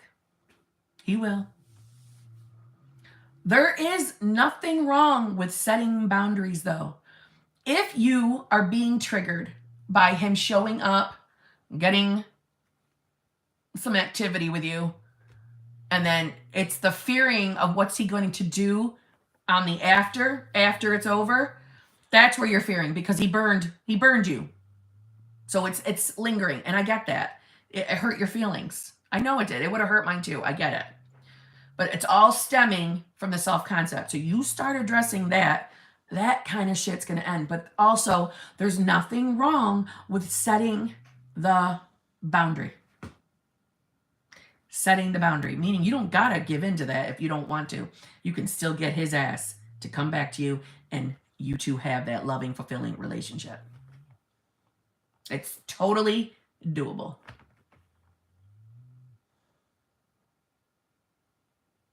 Okay? Work on your self-concept in those little nugget areas, and everything's going to be fine. But it is okay to put your foot down as far as doing anything else with him if you don't want to. Okay? You're going to be fine. Thanks. I thought I was going to be banned from the 3D. You're lucky. No, it's because you haven't upset me yet, Tanya Brown. You haven't upset me yet. And I mean, I do expect a little more out of you because you're one of my fucking channel members.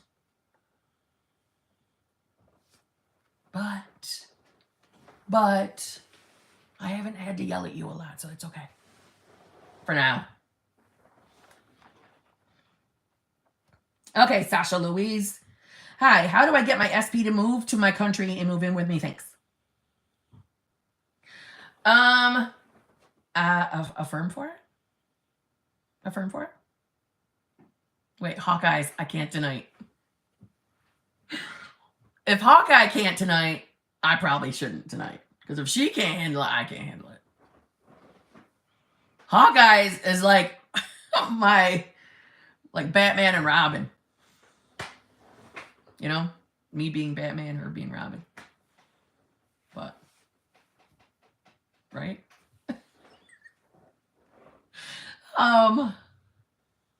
Yeah, start affirming for it. Affirming for it.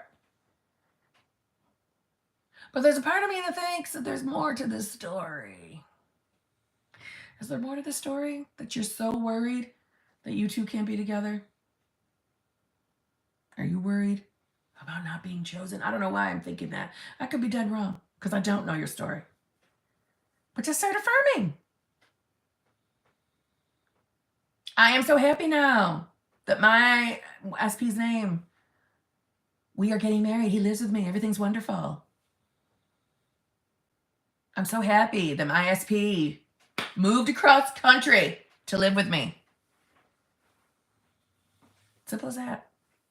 But why do I feel like there's something lingering here? I feel like there's something lingering, Sasha. Give me some more details. I love that I have TW. Hi, Cam, I sent a super chat. Don't yell at me once you read it. Please. I had a crap day. Am I going to yell at you? Is it that bad?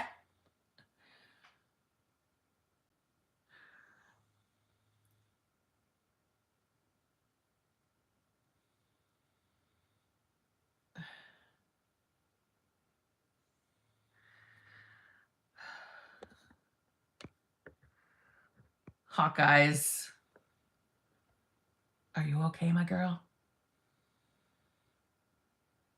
Kim, you need to drop skin. Oh, Sarah, you're so nice to me.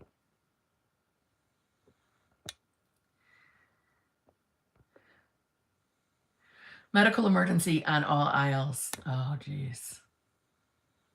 Regardless of what you're seeing, give it a good meeting. Make that shit work in your favor. She's right.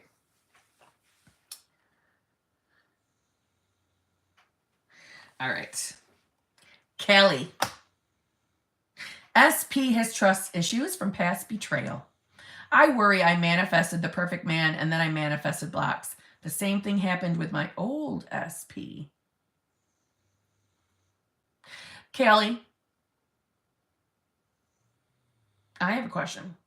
Okay. Did you stop working on old SP? Because it wasn't working out, so you moved on to a different SP? Just wanting to know. If that's the case, and you never addressed anything within you, that is why it's showing up in SP2. Just one sec. Also, your SP is reflecting you. So their trust issues from their past betrayal, it's still got to do with your beliefs and assumptions.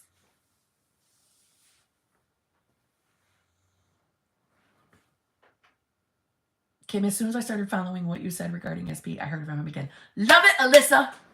Love it. Well done. Well done. Yeah, Kelly, if you're still here, girl, we need to talk. If the same shit that you experienced with SP1 is now manifesting into there you are. Okay. Yes and no. New SP showed up unexpectedly, which was a birth before land, just so you know. I still want old SP. Okay. But old SP got married. Gotcha. Okay. So as far as like, I worry I manifested the perfect man and then I manifested blocks. Stop it. Stop telling yourself you have blocks. Okay. No more blocks. Okay. So anything that's showing up in SP1, you're seeing it in SP2. There's your validation. It's coming from within you.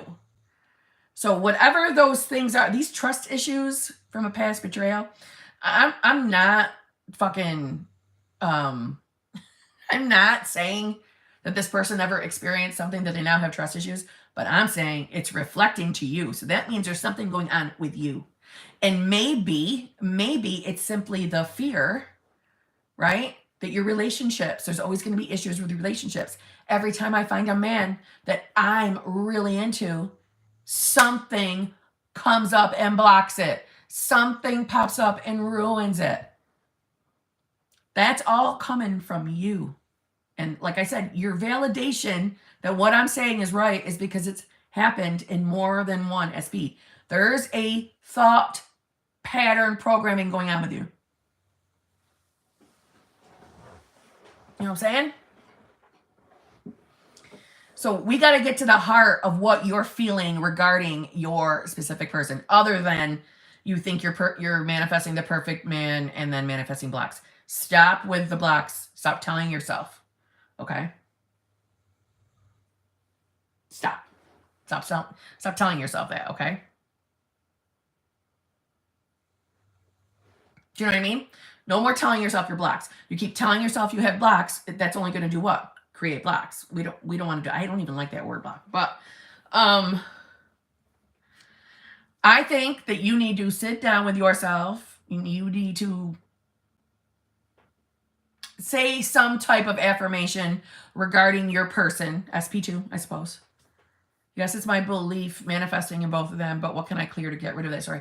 You have to sit down, say, this is how a little cheat sheet I use, okay? You affirm for your person. So SP's head over heels in love with me. And then sit and be quiet and sit there. and sit there.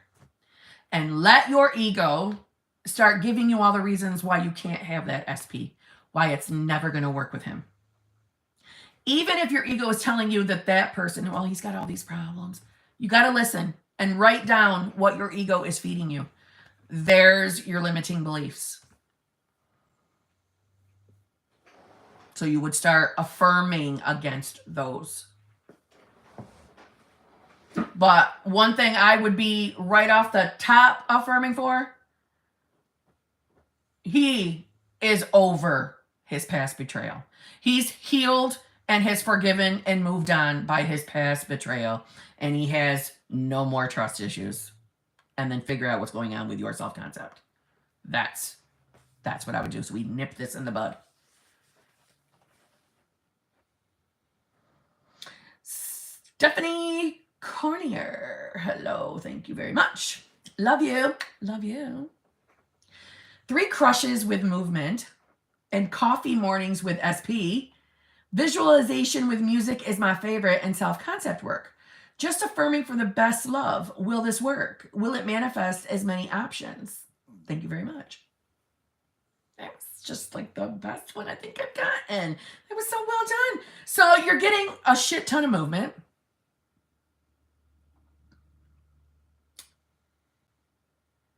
Visualization with music is my favorite. And self-concept work. Just affirming for the best love. Listen, whatever you believe will work, will work. So if you tell yourself that visualizing with your music and working on your self-concept, yeah, you tell yourself that's going to be enough. If that's what you enjoy doing for your manifestation game, tell yourself that that's enough, and it will be enough. It's the law of assumption. No matter what anybody else says, no matter what any other coach lists, all the things you need to fix, just hear me. It's the law of assumption. Law of assumption, meaning we can create any assumption we want. That is why we make the rules of how we manifest.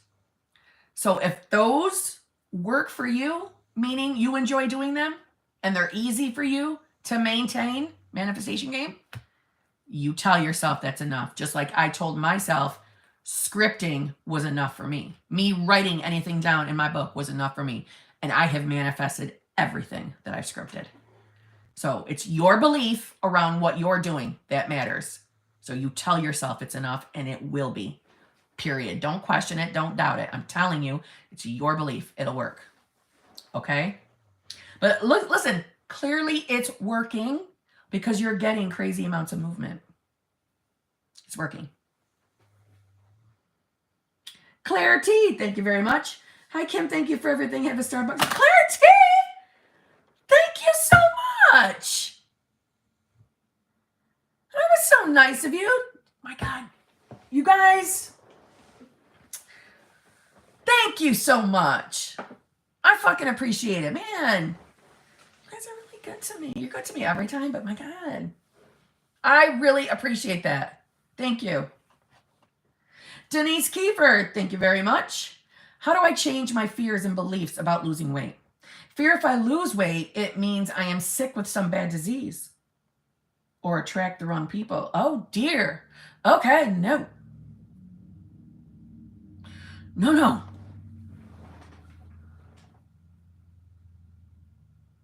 All right, I'm trying to think. If you affirm or visualize. I don't remember which way you prefer. I can't remember if you like to visualize, script, or affirm. Doesn't matter. Whichever one you do. I would be affirming that weight just melts off of me and I am the healthiest I have ever been in my life. Every single cell in my body is 100% healthy and perfect. I am healthy and perfect. And I am whatever the weight number is you want to be or the size you want to be, fill it in there. And I am now, I don't know, 150 pounds. I don't know. Is that a good number? We'll just say it is. I am now 150 pounds. I'm the lightest I've ever been in my life. I look amazing and I am amazing. I'm 100% healthy and perfect.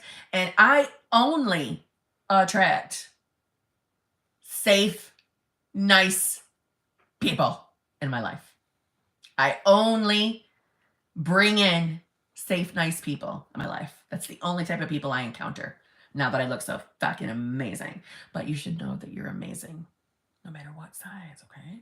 Before you lose weight or after you lose weight, doesn't matter. You're fucking amazing and perfect now. Okay? But yeah, you're always safe. You are always bringing in and meeting nice, wonderful, safe people. If you're worrying about that at all, please be affirming that regularly. I do not want you worrying that you're going to be manifesting any cuckoo for Cocoa Puff people. I don't want you stressing out over that. How long have you been feeling that way? Whatever you're feeling anxious about around your manifestations, write them down so we can work on those. You should not have to be living in fear. Okay? Now hold on a minute.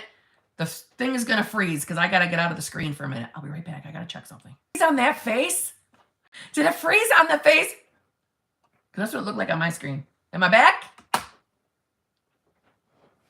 Hello? Hello? Am I back?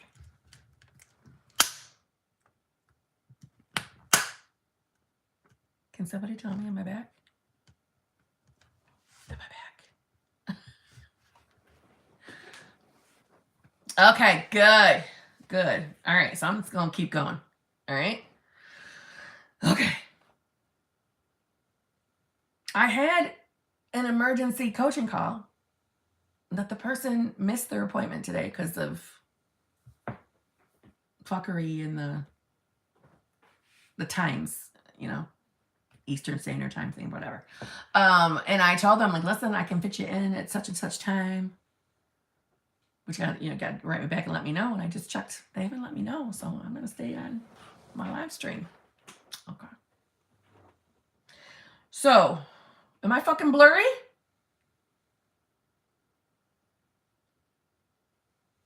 Am I fucking blurry?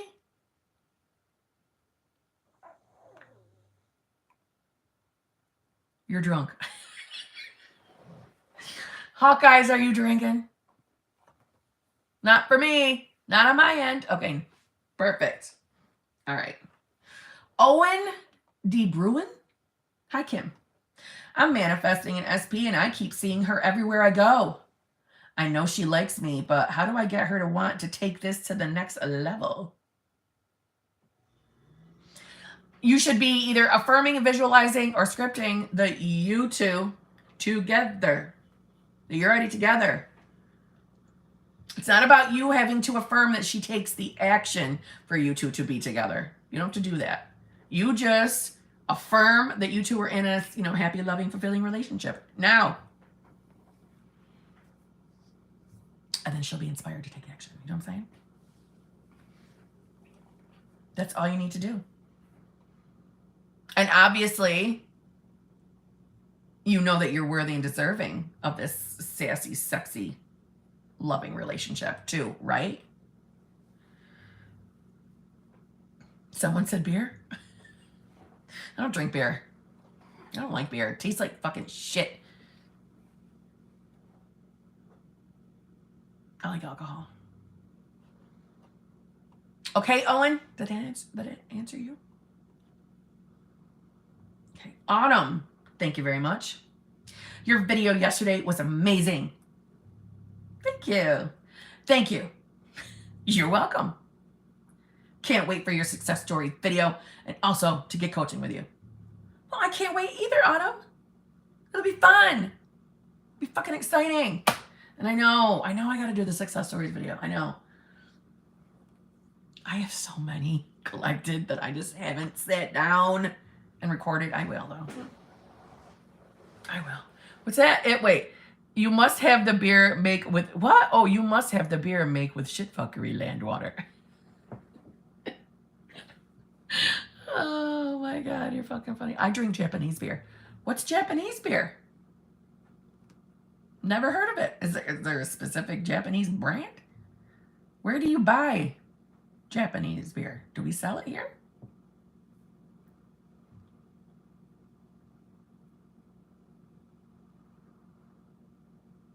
Sapporo. What's that? Is that the name of the beer? And I don't know my beers because I don't drink beers. Okay. April Christine Harris, thank you very much. Kim, I absolutely love you. I absolutely love you. April Christine Harris. Your vid the other day really helped me, and I thank you so much. Love it. I am feeling amazing and working on self-concept. I know my man is mine, period. Yes, yes, yes, April Christine Harris. Well done. I'm proud of you. I'm proud of you. And thank you again for the super chat. It's very nice of you. You're doing wonderful. You are doing wonderful. Lanny Sarum. I just want to hear nice things. My day was yuck. Really? You just want to hear nice things? Nothing in particular, just nice things? Nice things about what? Huh? Nice things about what? Your situation? Let me say nice things about that. Can it include yelling at you? Because I'd like to do that. That feels nice to me. Does that count as nice things if I yell at you? Here's my nice thing. My cat is cute. Here's my nice thing. I don't have any. Well, I'm breathing. That's nice. Jackie Niles, Kim, things are moving even faster. Jackie Niles, also a channel member, is getting crazy movement in her life. Crazy movement. To the point where she had to like slow things down because everything is coming so quickly. Everything's flowing in for her so quickly. I'm very happy for Jackie Niles. And dare I say, she is a channel member. I'm just saying. I'm just saying. Okay? I'm not taking the credit for it. They're doing the work, but it's just kind of odd that it's all my channel members getting all this crazy ass movement in their life. And when they get movement, it comes in like a fucking steamroller. Just saying. Poop is living her best life right now. You see her?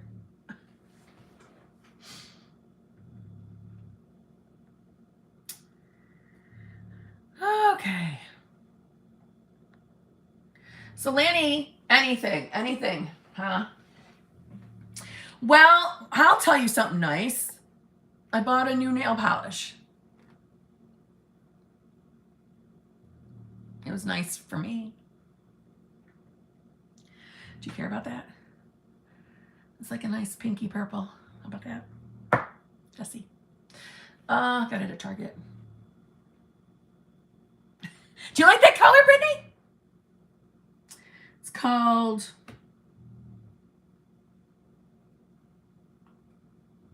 Run Wildflower. I bought some other ones, but they're on the other side of the table. The name of the polish is Run Wildfire. The number is 1729 and it's Essie. It's at Target right now. It's their newest collection. I'm obsessed with nail polish. Do you know how many nail polishes I have? I don't even know. I have close to 1,000 bottles. But listen, nail polish is a cheap habit to have or collection. If you're going to be a collector of anything, let it be nail polish. It's cheap. I like nail polish. I love it. All right. So, Lanny, let's say you had a good day today. As fuckery happened in your day, you did handle not overthinking stupid shit in your manifestation category. So you did good today. Except for the part where you pointed out that you didn't have a thing yet back from that person. You were doing good until that fucking text message she sent me, okay? Other than that, you did good today. Okay? Lanny, did you end up watching my yesterday's video that was totally all about you?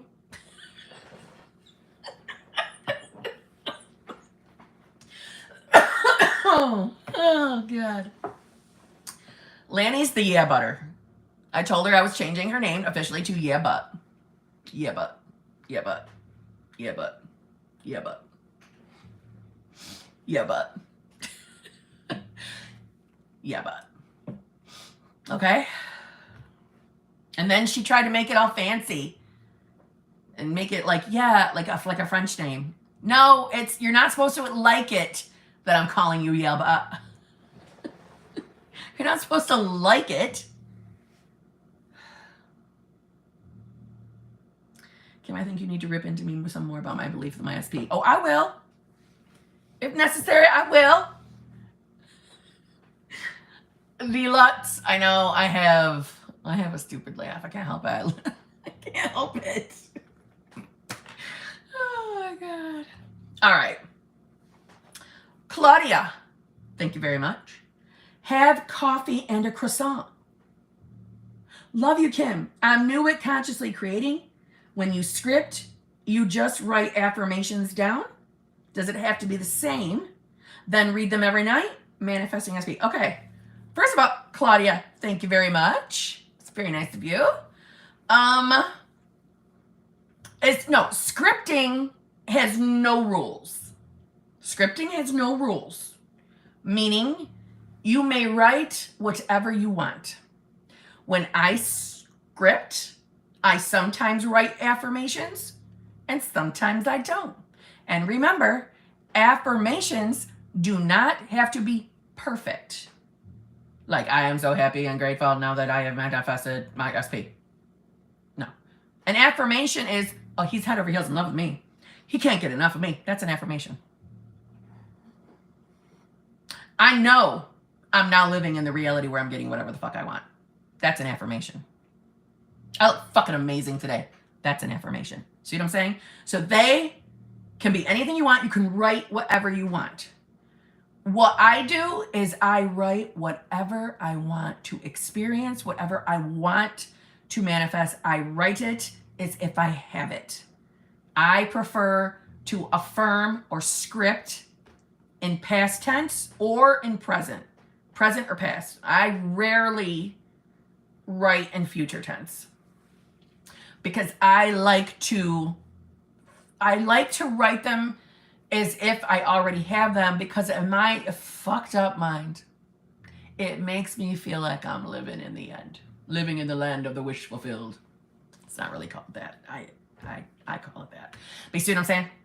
So it's a mind dump. Be free with scripting. You may write anything you want. There are no rules to scripting. The only rule is that there is no rules. And a suggestion is that you tell yourself that whatever you write down in your little scripting journal is going to manifest. Every single thing you write down in your little book of shadows, like I like to call mine, is going to manifest. Everything has to manifest. If I write it down, it has to manifest. I created that belief for me, and it worked. And I have literally manifested every single thing that I have scripted. Which leads me to remind myself about, I'm supposed to do something here. All right. There might be something I may have manifested that I am going to tell you guys about. But I was going to put it up as like a channel member poll first. Well, I'm still going to put up the channel member poll. And then I'll put up to the channel poll. But I'll just talk about it here now. Why not? So I may have manifested something that I had scripted about a long time ago. But I'll make a little video about it, talking about it. But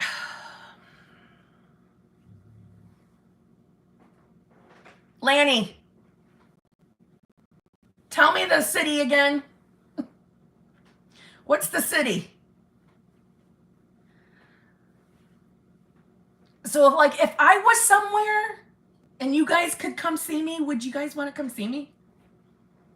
Like, I get it. If where I'm about to say it is, you can't come there, that's okay.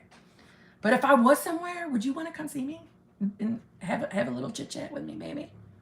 I'm waiting for Lanny to tell me what fucking city. Penisville, South Dakota.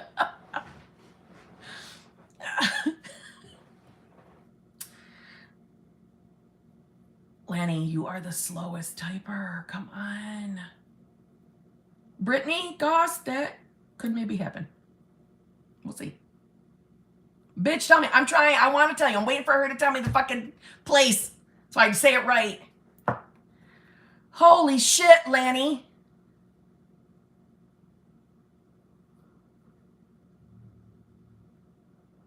No shit. Lanny, were you even listening to me? Do you even know what I'm talking about?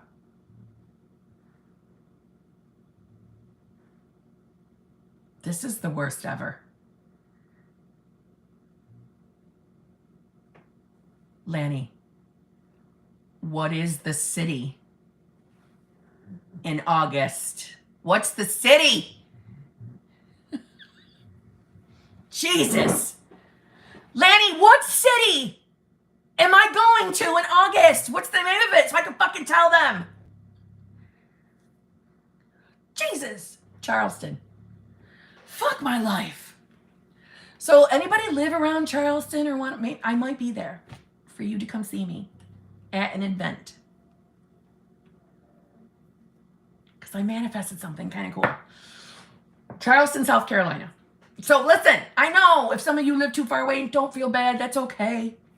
But if you can come there, or if you already live somewhere around there, you might be able to come see me. Would you want to? Would you want to? I'm going to put up a poll so I can get an idea if anybody actually would want to see my ass. I don't know all the details 100% yet, but it's at an event. Like, kind of like, I don't want to call the name of it. I want her to give the name of it. I want Lanny to say the name of it. But I may or may not have manifested something in regards to that. And yeah. And I'm thinking, I don't know, like I could set up a little thingy, you come see me. We could do some chit-chatting. Maybe I can do like on the spot, hot seat coaching with you. You know, little, like a Kimmy-Con. Because it's at one of those. What's the event?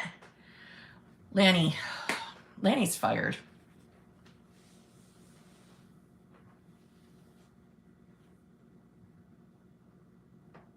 I would travel from Brazil to you. I love that. I'm not in charge of where I go though, but there might be. Yeah, but what's it called, Lanny? Poor Lanny. Fired and banned. Well, the thing is I will make a video with more details on what I manifested. It still don't feel real to me, though. It still feels weird. I think it's weird because when I did script this, it's one of those that when I wrote it, I'm like, this will never happen. I can't see that one happening. But, you know, but I had scripted this so long ago.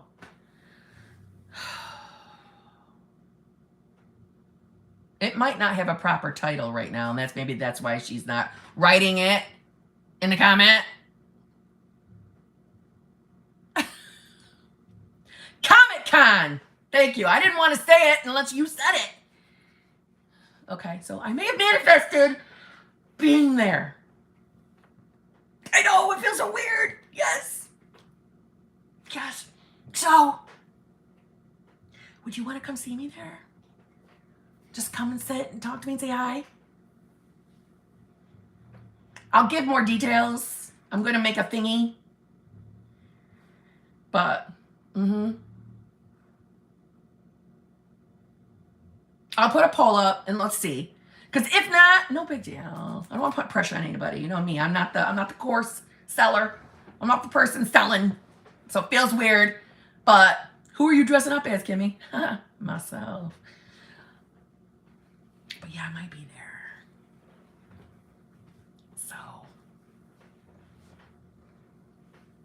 Okay? Like I said, I probably shouldn't have said nothing until I put the damn poll up, but you guys reminded me of it. Wouldn't that be cool? We could have a little meet up. Little meet up. All the epics and chill.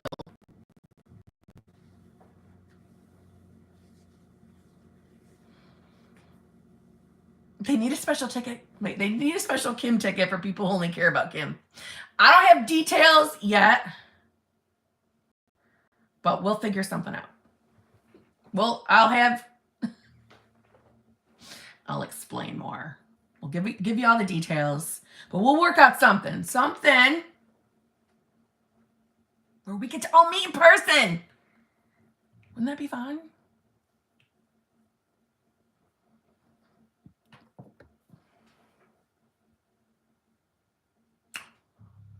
I'll be in Florida first week of August. Fingers crossed. I think it is after that. Lanny could let us know when it is.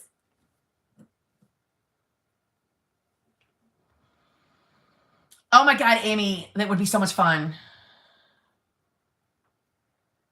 August 19th through 21st.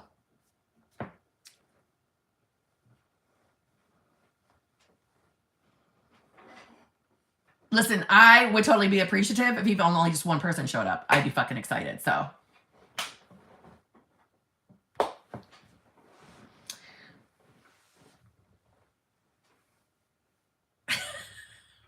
Awesome.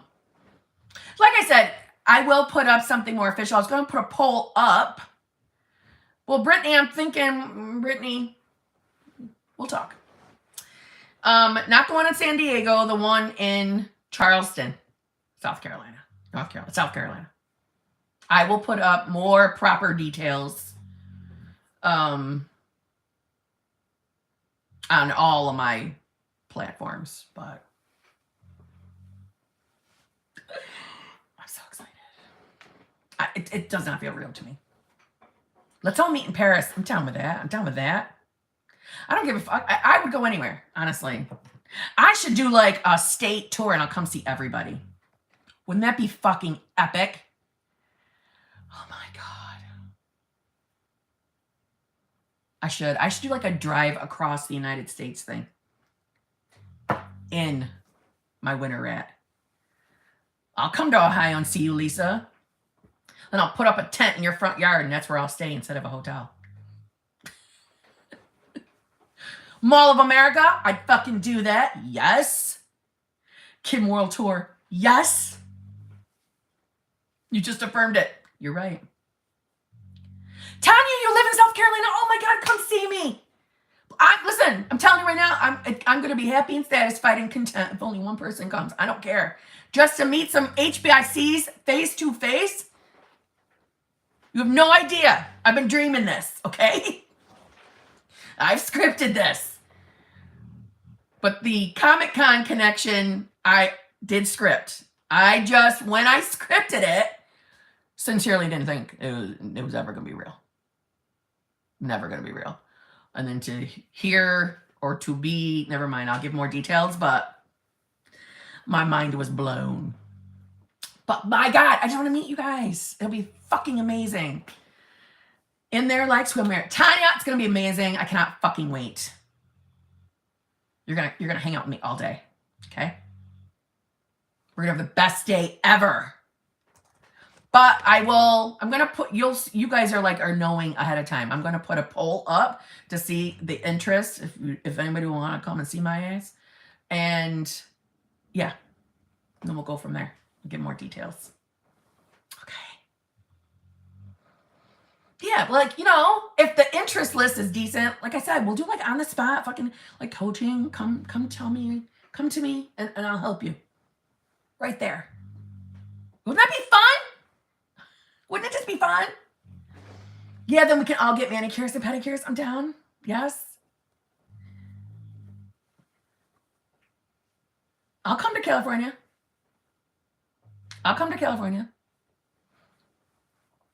I'll come to Australia too. I'll come anywhere. I'll do a damn world tour. I would love to.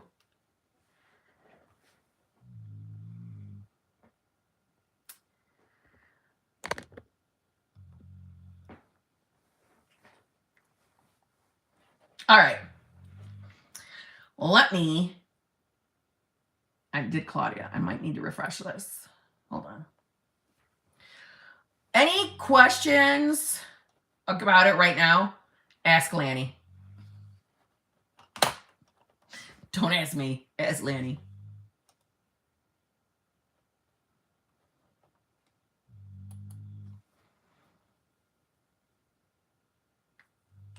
It's totally poop snoring. I'm refreshing my screen. Yeah, but love that. And you can stay at my house, get some down cooked meal. Fuck yeah, Mayhem Beauty. Yes. Yes. Yes. That would be fucking amazing. You could do my makeup. You could do my makeup. I need some poop sleep energy. I'm running on Major E from the past week. Oh, dear. I know. It's going to get better, though. I'll bring the tamales. Yes, please. Kim, I would bring you the typical Brazilian sweets for you to try. Yes, please. Ooh, Mayhem Beauty. She's going to do my makeup. I'm going to look fucking snatched.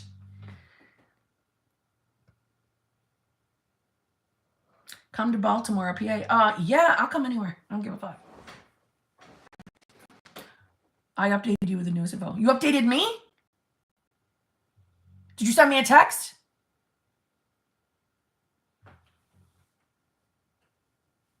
I'll check my phone. New Orleans? Yes, my curls.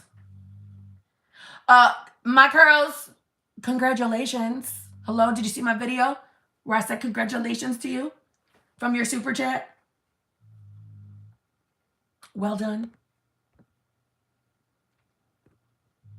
I'll bring you Jason Momoa. Yes, please. Atlantic City? Yes. I'll go anywhere. I'm down. I love traveling. All right. Now we got this caught up. Hold on. I'm really going to have to buy a laptop. This laptop sucks tits. I think I bought it in 2012. 2012. Fuck yes, I'd come to London. Yes, UK. Yes. I'm down for anything. And I've been saying you need a new computer for help. Now shut up. I know. Yes, Texas. I've always wanted to come to Texas. I've always wanted to come to Texas.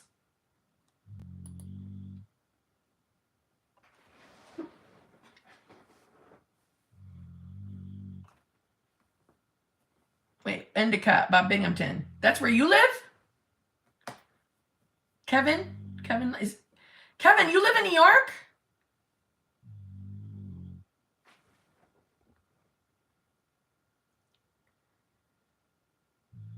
Ooh. I'm selling my computer that my ex sugar daddy got me. Kevin, where do you live? Well, you don't have to give your address. I don't mean it like that. But okay. Let's use like cities. What's the closest city to you? Big city. Like the biggest city I'm close to. I'm like smack in the dab in the middle. I mean, between Albany and Syracuse. Are you anywhere near them? Like New York City, depending how fast I'm driving, takes about 4-ish hours, depending how fast I'm driving. All right, I'm going to freeze again. I'll be right back. Okay, I'm back.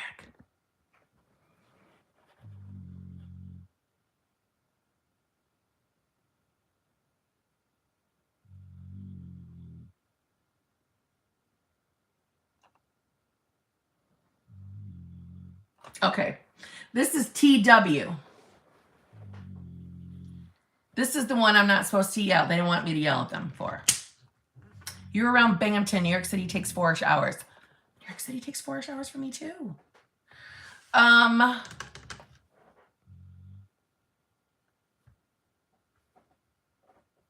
gotta think. I don't remember how long it takes me to get to Binghamton. TW. I messed up. SP came back, keeps coming back, but it's always still friends with benefits situation. So this time I told him I didn't want it and leave me alone if intentions aren't pure, etc. He left me on red. I wish things were different, but I feel he's over me.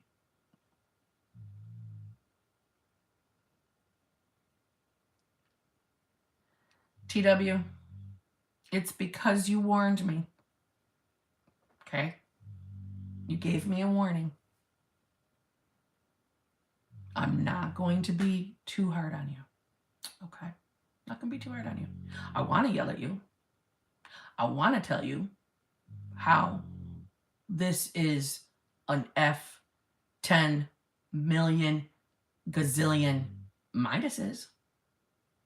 But I'm not going to be hard on you.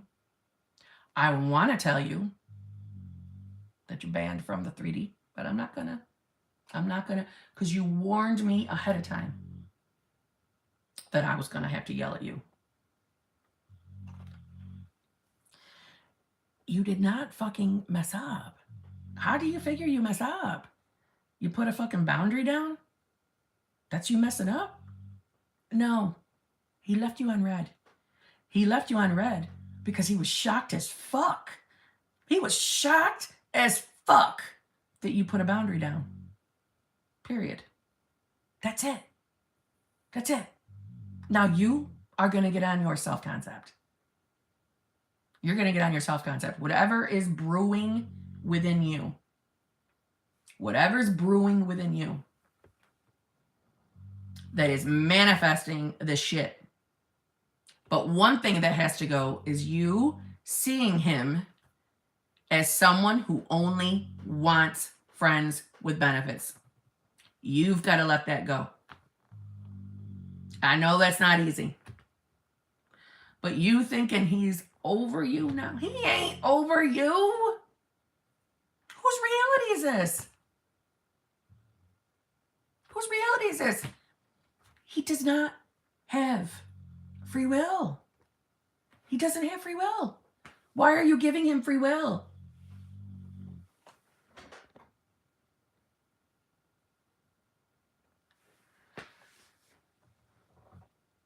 Why are you giving him free will? He doesn't have it. He's just shocked that you put your foot down. That's all. Start working on your self-concept in regards to feeling chosen, where you're a priority, you're good enough for a loving, fulfilling relationship, not a friends with benefits situation. Good for you for putting your fucking foot down to that shit. Good for you. You did not mess up. I don't know why. Listen, here's the thing.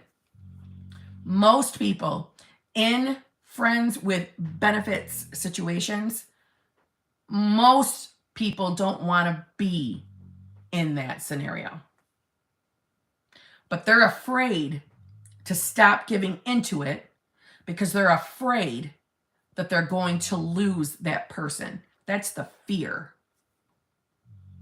So they keep giving in to something that is hurting their feelings because they think they're just stuck in the cycle of friends with benefits. You put a boundary up. You said no to it because that's not what you want with him. You want a real relationship with him. You've done nothing wrong. I mean, if it's really bothering you, you could always revise. You could revise it. Revise it. You never sent that text if it's really bothering you. I don't think you should revise that. It's your reality and you can do whatever you want. If I was you, I would not revise putting down a motherfucking boundary. I would not revise that. I would get on my self-concept. I would start getting all over what is going on within me and my beliefs and assumptions that I'm manifesting out a friends with benefits scenario. I would start seeing him, as difficult as it can be, as a man who wants that loving, fulfilling, committed relationship to me and only me, right? I would start seeing that, but you had every right to put that boundary down. God bless you. You did not do anything wrong. Okay? What you're doing wrong is you're telling yourself that you did something wrong. That's what you're doing wrong. Work on your self-concept. Work on that. And things will start to change. That man is not going anywhere. He left you on red because you shocked the fuck out of him. And thank God for that. Please, do not feel bad for that. Please, okay?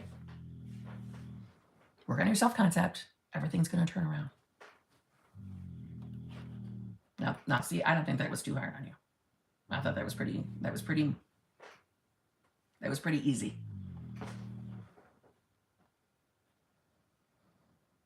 Desandra Thrasher, thank you very much. Hey, Kim, I wanted to send you this because the last few days have been kind of rough. I just cried to my sister about everything, and now I feel guilty because I don't want to set myself back for crying and talking about current circumstances. Desandra, having a good old-fashioned cry is not going to ruin anything for you. That is not setting you back. You're allowed to have an emotional moment. Why are you feeling bad about that? You are a human. We are all humans. We were given emotions for a reason. It is fucking normal to have a cry. It is fucking normal. Absolutely normal. You are being too hard on yourself. You have not set yourself back. Having a cry doesn't erase all of the work you've done manifestation-wise. Think of your tears as flushing out your old fucking story. Don't be hard on yourself. Don't. You're allowed to have emotions. As long as you are getting back up on your manifestation game, you're good. And tell yourself that. It's okay to have a cry. I'm a very easy crier. I cry for any emotion. I cry because I'm tired. I do not stress that it's setting me back. Don't do that to yourself, okay?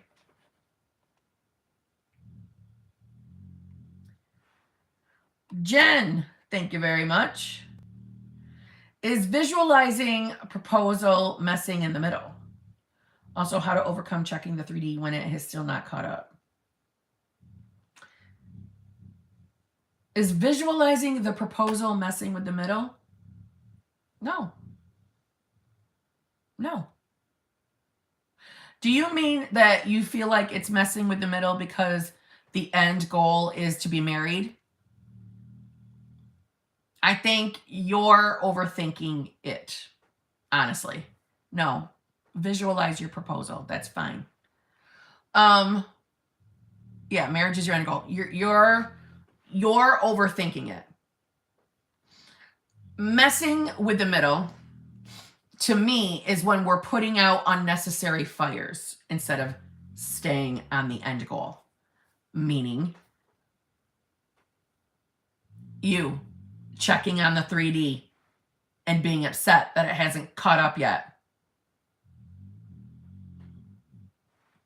You're messing. That's annoying. You don't need to do that. Checking the 3D does nothing but reaffirm, I don't have what I want yet. It's not here yet.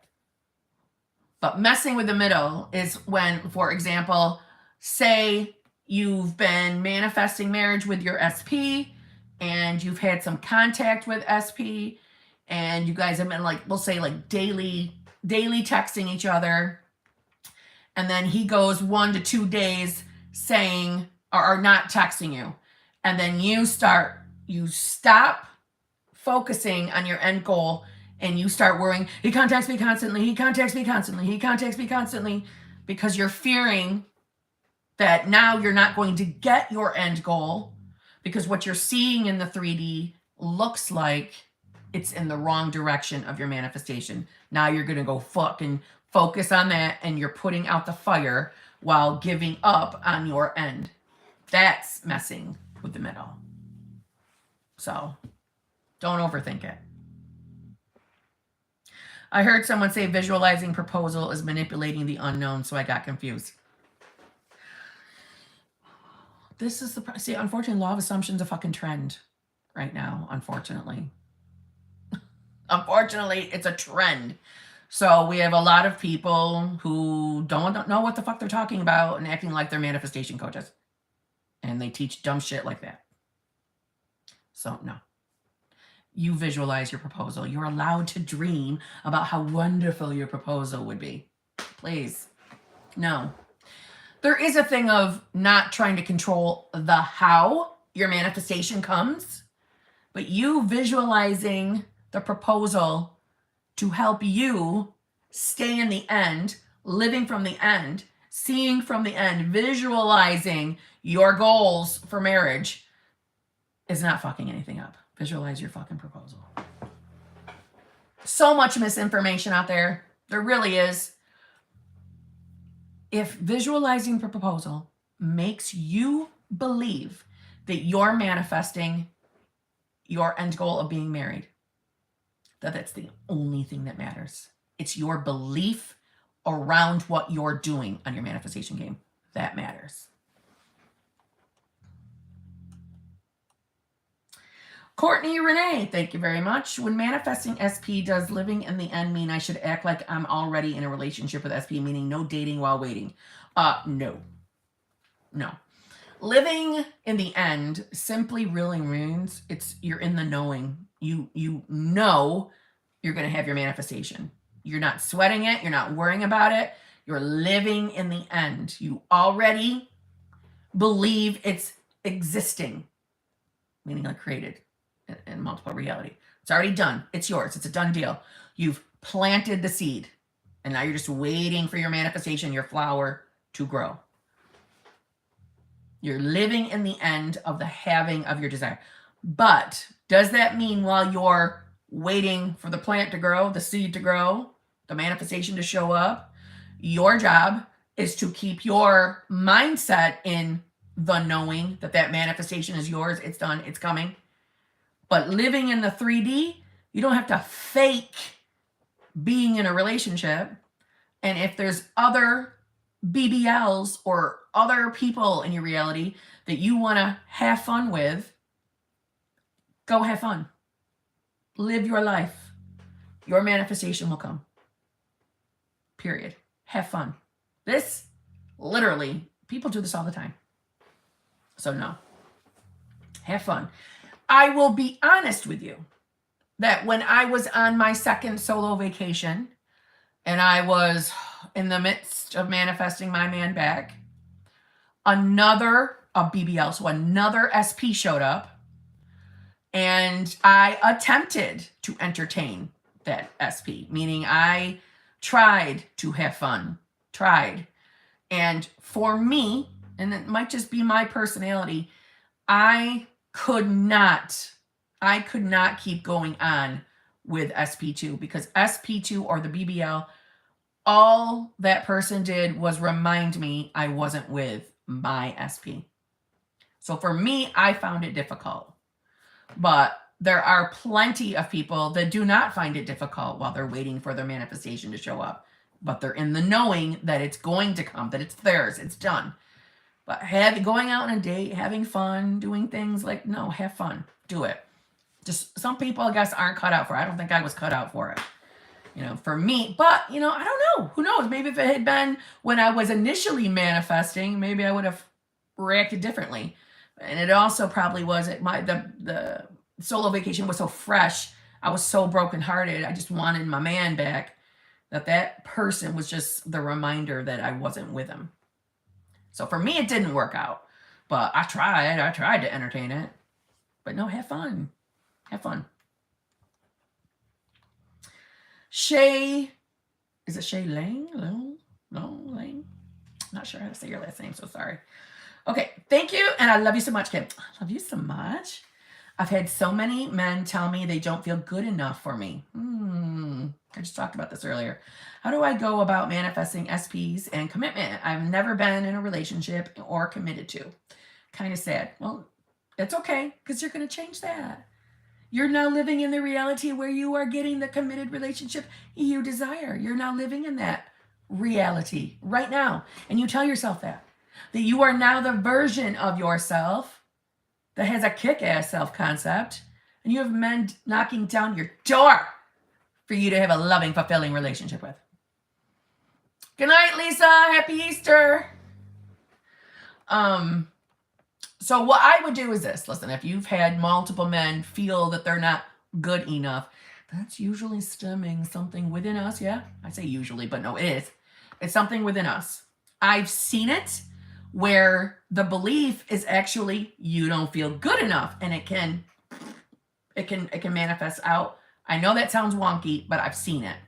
It also can be stemming from you don't feel that love and relationships are ever going to work out for you, that they're going to work out for everybody but you, or even that manifesting love is going to work for everybody but you. It could be that you don't feel chosen. You're not the girl chosen for loving, fulfilling relationships. It could be any one of those. If you start affirming for a specific person, meaning I am now in a happy, loving, fulfilling relationship. I'm so happy now that I'm in this loving, fulfilling relationship. Number one, what are the things that your ego starts telling you? All the reasons why you don't have that relationship. What's the ego saying? You're never going to find a guy that loves you. You're never going to find that. You're never going to have a long-term relationship. No guy wants to stay with you. You're just not meant for relationships. It's not going to work out for you. Anything like that, if it starts coming up, write it down. I want you to write down every shitty thing your ego says to you as to why you're not in a loving, fulfilling, committed relationship. Write it all down. And that's how we're going to identify what's going on with your inner beliefs. That most of those things that you write will be your limiting beliefs. So then you're going to make affirmations from that. Obviously, the flip of those. And start working on that. It's all going to center around your self-concept. Start working on that, and then your perfect man will show up. And if you want, make a fucking dream man list like I did. That's how I met my man. I made a dream man list. This was my very early days. I was like just crossing into law of assumption. I made a list. I called it my dream man list. I got as fucking specific as I wanted. And I wrote everything down there. I mean, down to his eye color, hair color, his home, what he had in his home on his property, what he drove, what he did for a living. I wrote it all down. I got specific.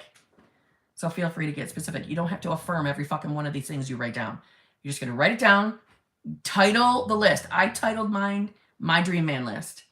And then you have one in mind? Okay, good. So start affirming you're in that relationship with them and listen to what your ego says as to why you can't have them. And those are your limiting beliefs, and flip them. Okay? It'll work. VC, thank you very much. Kim, I talked to SP last night. It went better than expected. He even stayed with me for 3 hours after I told him. He was so worried about me and he kissed me so passionately. Thank you so much. VC, I'm so proud of you.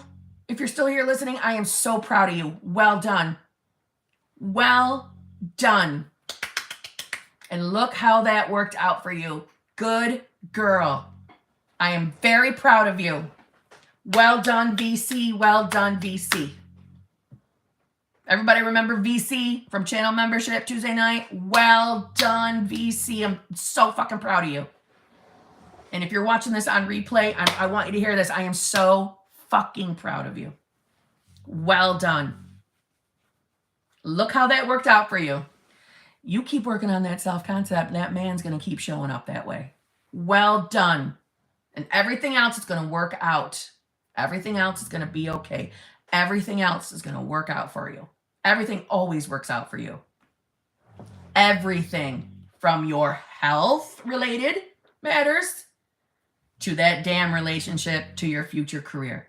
Well done. Keep doing the work. Your 3D is reflecting back to you. Well done. Very proud of you. Rachel A, thank you very much. How far out are you booking coaching sessions? I am booking out, well, I book out up to a month. That's how far out I will book. Hopefully that answered your question. Gregory. Oh, yeah, I already saw that. The hype sticker. Thanks. HA, thank you for the stickers. Thank you very much. Pretty little hearts. Laura Chu, thank you very much. Tips to ignore harsh circumstances in 3D. I love you. I love you too. Tips to ignore harsh circumstances. Well, whatever the circumstances are, notice how they're called circumstances? It's because they don't matter. Even if they're harsh. Even if they're harsh. Doesn't mean your feelings around the circumstances aren't valid. That's not what I'm telling you. But they are not permanent. They are not there forever, and they will change. And if you stay up here in your feet, I was about to say your 4D, but it came out as feet.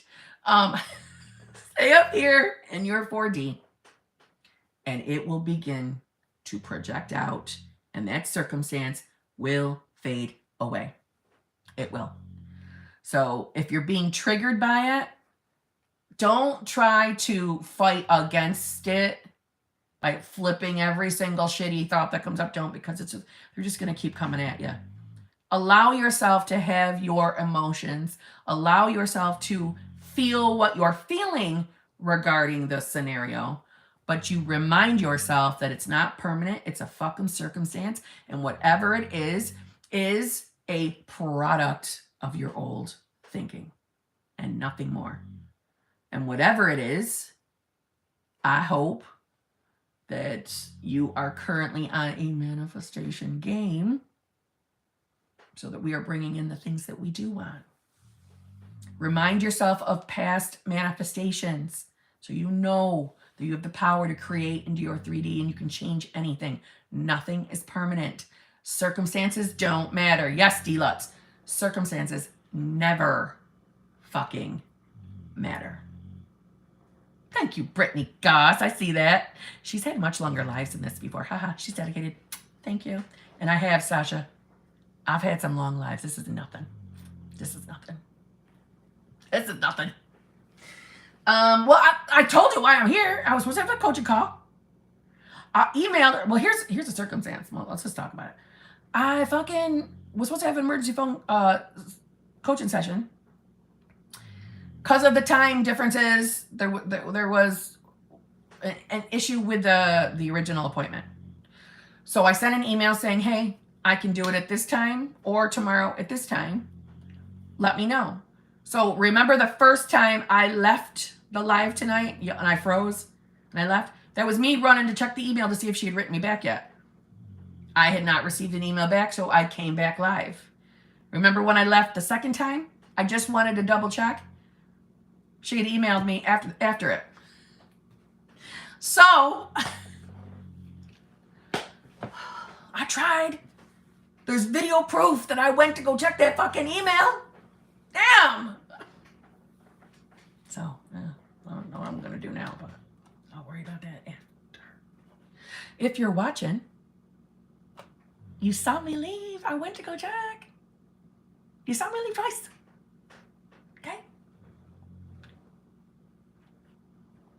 I can never say this name. Is it Gadiba? Gadiba? Gadeba? I don't know. Kim, you are my hero. I love you. I love you. Can you talk about what helped you keeping on track in solo vacation? yeah. I was not perfectly on track during my solo vacations. My first solo vacation, I rarely talk about because I learned nothing from it. And it was so short. It was 3 fucking days. And I still talk to him every single day. That was not anything. I learned nothing from solo number 1. So I never refer back to that, okay? So what I did on that one doesn't count because I had daily contact with him. Doesn't count. I feel like I'm spending the night at your house. The girl would happily reschedule her appointment with you. Thank you, Brittany. So solo vacation number 2 was the worst fucking experience of my life. Worst fucking experience of my life. It was fucking terrible. It's fucking terrible. I was a mess. My first 2 weeks, I was a zombie. I was a walking, barely functioning zombie. I was so distraught. So distraught. Hence why I can relate to you all when you're having your down times. I know what it feels like when your SP pulls the rug out from under your feet. I know that. I know that feeling. It's fucking terrible. But yes, he pulled the rug from under my feet, but I know why it happened. And I'm totally to blame for it. But it was my thinking. I own it. I've owned it. I know where my mind was. My mind was on my mind was terrible. My mind was in terrible land. My mind was not in shitfucker land. My mind was beyond shitfucker. My mind was in fuckfucker land. I knew better too. And I think that's the worst part of it is I knew better. I was well versed in the law of assumption during that time. And I still sat in shitty thoughts all the time. And then that's why the day it manifested, solo vacate number 2, the day it happened, I've said this a million times, I literally did not cry. I didn't shed a tear day 1. I made up for all of that on day 2. But on day 1, I was fucking numb. Numb, red-faced, but not a response out of me, nothing. Numb. Because I knew. I knew the second it happened. I knew. And my mind, literally, I shit you not, my mind instantly started thinking of all the moments of my shitty marinating that I had told myself in those moments. Change your fucking thing to Kim. Kim, what are you doing? You shouldn't marinate in this, Kim. You shouldn't do this, Kim. Kim, stop doing this. Stop it. You're going to manifest something you don't want, Kim. And I never listened to myself. And it was like a flash before my eyes. It was terrible. It was fucking terrible.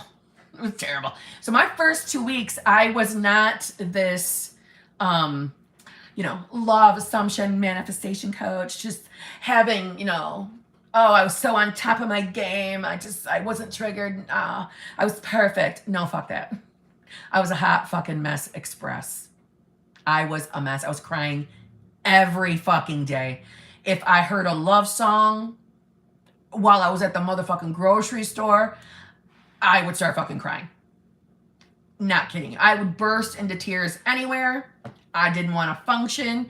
I didn't want to get out of bed. I didn't want to face the world. And that's the truth. That's really what I was like. By the end of the second week, going into the third week, is when I would have maybe a few moments where I was starting to come out of that, like, y'all know that broken heart fog, hazy existence where you're really a zombie. You're barely functioning. You're showing up to your work and your mind is not on at all what's going on at fucking work. Your mind is on your fucking problem. That was me the first 2 weeks. But by the end of the second week is when I started coming out of that fog a little bit. Not perfect, just a little bit. And as those days went on, I would have just a little bit of more hope, a little bit of more hope.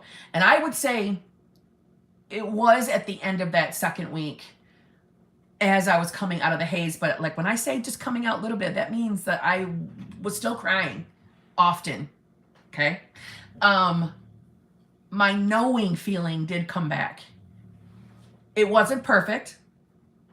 I wasn't holding it 24/7, but I would get the knowing of, I fucking know this shit works. Because those first 2 fucking weeks, I was questioning everything. I thought that, you know, oh my God, what if the law of assumption is a lie? What if I've been lying to myself this whole time? What if I've been fooling my fucking self and all of this is bullshit? What if all of this is bullshit? And I've been basing my entire life on it, meaning I was manifesting in every area and believing that I was going to manifest in all these areas. What if it's all a lie? I went through all of that. So my first 2 weeks, the thoughts I had were terrible. So like I said, so towards the end of the second week and into the third is when I started, I was really coming out of the fog, and my knowing started coming back. And by knowing, like, I just want to stress, that's why I say, like, you don't have to be perfect to fucking manifest. You don't. When I say my knowing, I mean the underlying knowing that I know, I know the law of assumption works. I had so many things that I had manifested at that point. I know it works. So I've got to pull myself out of this somehow. But then I would fall right back off. I would. So I don't want to make it seem like I wasn't crying in my third or fourth week and on. Yes, I was. It was just becoming a little bit less and a little bit less and a little bit less as each day goes by. But my knowing did come back. And then for my knowing, for the overall like law of assumption, that came back with a force, thank God. And then my knowing of, wait a minute. I know this works. And fuck, that's my man. I'm not giving up manifesting him. I'm not giving up on this. And I would get like this kind of an attitude. I'm not giving up on him.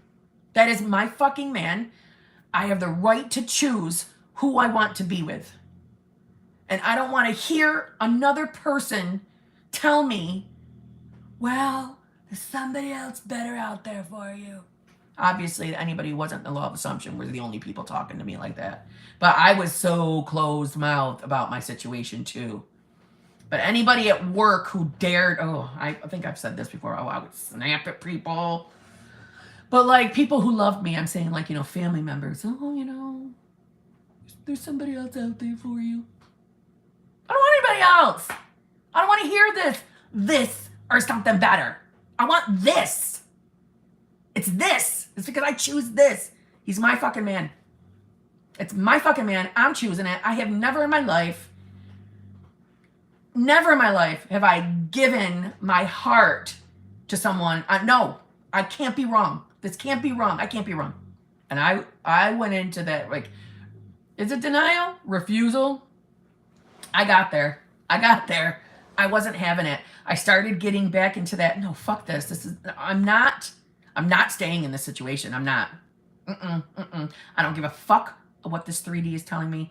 I am back on my fucking game. And I got there. Not perfectly. Those were moments. I would have sassy moments like that, and then I'd fall back off. And then I'd start being sad again because I was facing my 3D. You know, back to remembering, oh, that's right. We're not together right now. And then in those weak-ass moments, specifically in like the second week and the third week, I did reach out to him from a desperate, needy space. Like I tell you all not to do, I did it. And did it get me anywhere? Nope. So I think it was the third week. I had done the third reach out. And that's when I declared, like, no, I ain't doing this. I'm going to follow what I would tell anybody else. I'm saying fuck that 3D. I'm not going to reach out to him anymore. I'm just done with this. I cannot mentally do this anymore. because I'm getting him back. I don't care how, I don't care. And then, like I said, as each day went on, my knowing was getting stronger and stronger. I would have affirmation rampages, and I started really going back into rereading like Neville Goddard books or anything manifestation. I was back in absorbing. I had the most pleasure, though, was me rereading or even listening to Neville Goddard or his own voiced lectures. They would bring me peace of mind. Peace of mind. And even though I'm not a full 100% follower of Neville, meaning I don't do everything Neville says, but his shit did bring me peace. Meow meow. There's my girl. Thank you very much. Yeah, so I know you all want me to tell you how long I was in that for. I don't want to. I probably have slipped up and given that answer some places. I probably have. I think I have on my TikTok lives. I just don't want to, because I don't want you to compare yourself to me. I don't want you to look at your situation and like me give you an answer and I tell you how long it took me, and then you start cutting yourself up because maybe yours is fresh and you're thinking, I don't want to wait that much longer. Or maybe if yours is longer than mine was, I don't want you to think you're doing something wrong. Put into perspective, I was not new to the law of assumption. I was just handling it prior to the solo vacation number 2, handling it terribly. I was not following any of my own advice, which is why I then manifested solo number 2. So you guys knowing how long I was in it, how does that serve you? It doesn't, because it's my journey. You're on your own journey, your own situations, right? You're on your own bridge of incidents. What I can tell you is not that I am saying that, well, you have to manifest a solo vacation for you to get your person back. That's the only way you're going to learn your lessons. No, I am not saying that. I'm saying for me, because I would not get my head out of my ass. That solo vacation number 2 forced me to get my head out of my ass. I manifested it because of my shitty dominant thinking, but my subconscious used it to wake me the fuck up to get my head out of my ass and get back on my fucking manifestation game. And it has kept me there ever since. Meaning I might have a day here and there where I don't feel 100% mentally, right? I might have something bothering me, but I snap back quicker than I ever would have prior to that solo vacation. That solo vacation taught me the importance of getting your fucking head out of your ass. Stop marinating in shit that you do not want to manifest anymore. If you're currently in a solo vacation and you're hurting and you're just focusing on the break up, take my advice. Try your best to shift your focus, right? Shift your focus. Start getting back into the law of assumption, as in not absorbing and then not using the information. Absorb it to light your fire up in you that this works, and it's going to work for you too. Light your fire. Read Neville Goddard. Listen to his lectures. Watch one of my videos. But no, really, get the fire back in you. Think about other things you've manifested. Remind yourself of who the fuck you are. And that if you really want that person back, then you will fucking have that person. Period. And then you're not gonna fucking give up no matter what. Let your emotions out. Don't stifle them. But address what's going on that manifested that solo vacation to begin with. Address those and watch that person come back. So I know the hurt. I know what it feels like, but I know what it's like to be on the other side of it too. So I know you can get there. I know you can. You have to want it. You have to want it. Meaning you want that person more than you want the shitty scenario you're in right now. Because I know solo vacation sucks. Use your solo vacation time to fire up your fucking power. Remind yourself of who you are. You are limitless. You are unstoppable. Don't fall for the illusion. Don't fall for the matrix, the hologram of the 3D. You're in total control of it. Doesn't feel like it. It doesn't feel like it. I know it doesn't when you're in those solos. I know it doesn't feel that way. But I promise that if you pick yourself up and start getting back on your manifestation game, whatever that is for you, it gets better. You'll get your person. You will. If I fucking did it, anybody can do it. Anybody. Okay?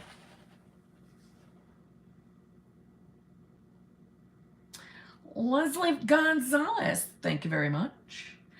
Hi, Queen Kim. My sister told me about you adding me to your ban list. If I miss your next live stream, yeah, I said it.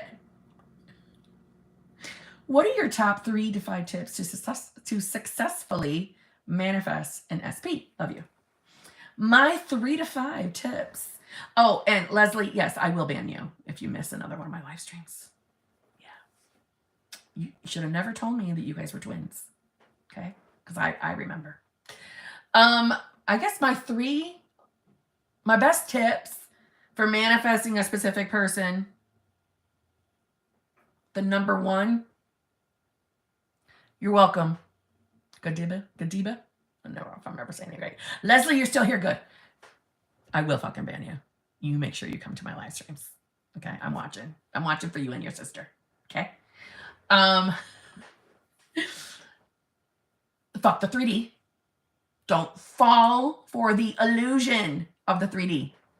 Meaning, if you're manifesting a specific person and they're showing up saying they don't want you, you are in that moment believing they have free will. So number 1, we say, fuck that 3D. Number 2, they don't have free will. Stop giving it to them. Don't give them options. And I don't mean that from a standpoint like we're going to mistreat our specific person. That's not what I mean. They're still human beings, right? They're not mindless robots, flesh blobs. They're not. They're still versions of themselves. But within your reality, you're the only one creating, so you're the one in charge. You're the one in charge. So it does not fucking matter. If they're showing up saying they don't want you, there's your indicator that you have an inner belief or assumption that needs to be addressed. So when you are manifesting a person, I have to go record some radio magic. Love you, H-Pisces. Love you, Kim. Happy Easter. Same to you, Amy. Same to you. Happy Easter. Thanks for sticking it out. We've been on for a while, huh? Fuck the 3D. They don't have free will.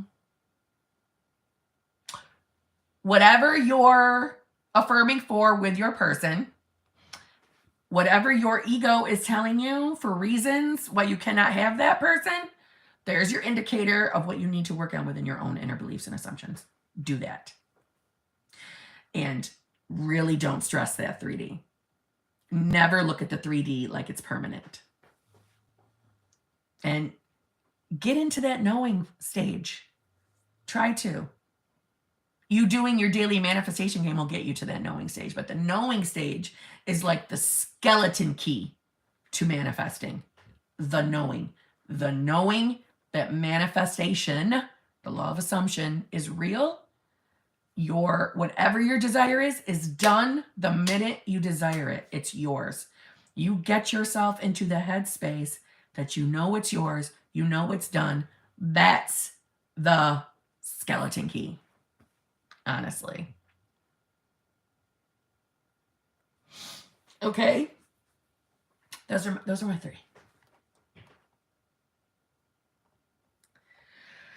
Okay. Okay. Azera? I am terrible at names. Azera? Is it still living in the end if you identify BBL? I know exactly why you're asking me that question because, yeah, I saw that too. No, it does not mean you have stopped living in the end because you recognized a birds before land in your 3D. Not at all. If you are going out into your 3D and deliberately looking for BBL, that's a different story. But you identifying that one has shown up is not you not living in the end anymore. That is just fucking ridiculous. That's another what? Limited belief, limited perspective.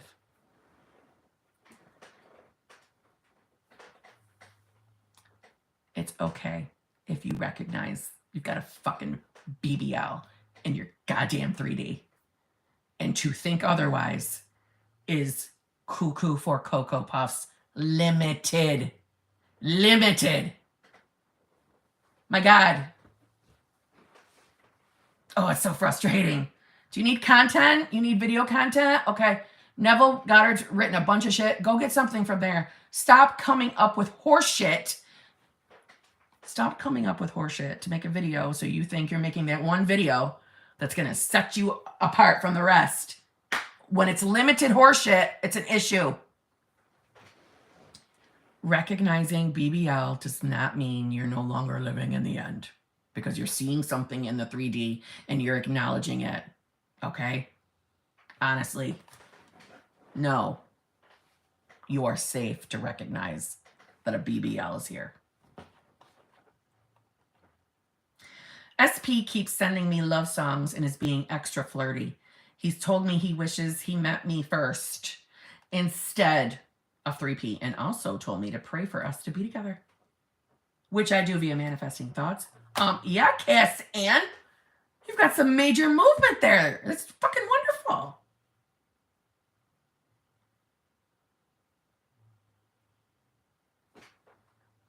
Cass Ann, my thoughts are you've got some wonderful movement. Let's celebrate that shit. Keep on your manifestation game. That was movement, and that was good movement. Love it. It's good. Very good. Don't you think it was good? Things came up affirming. That means we'll end up together very soon. I love it. I love that you're giving it that meaning. Well done, Cass Ann. 60,000 million trillion pluses. Meow meow. I saw that video. Same person I told off about the that's my girl right there. Meow meow's my girl. Yeah.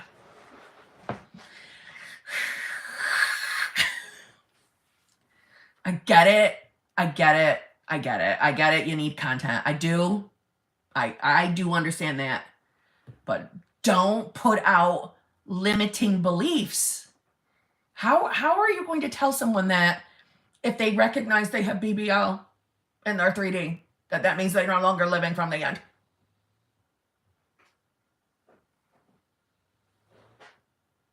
What? What?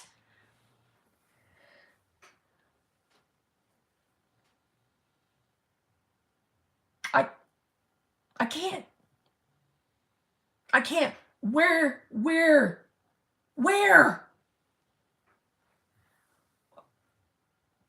It blows my mind. Blows my mind. That it's just not true. Do I want you getting into your vehicle and driving all over wherever you live and be, getting the binoculars looking for BBL? No, I don't want you to do that. No, but you identifying it when it shows up, not only is it encouraging, it's receiving validation that your manifestation game is working. It's encouragement that you're getting your manifestation. Yeah? How is that? You're not living in the end anymore. You've identified BBL. You're not in the end. No. Stop it. Gangster.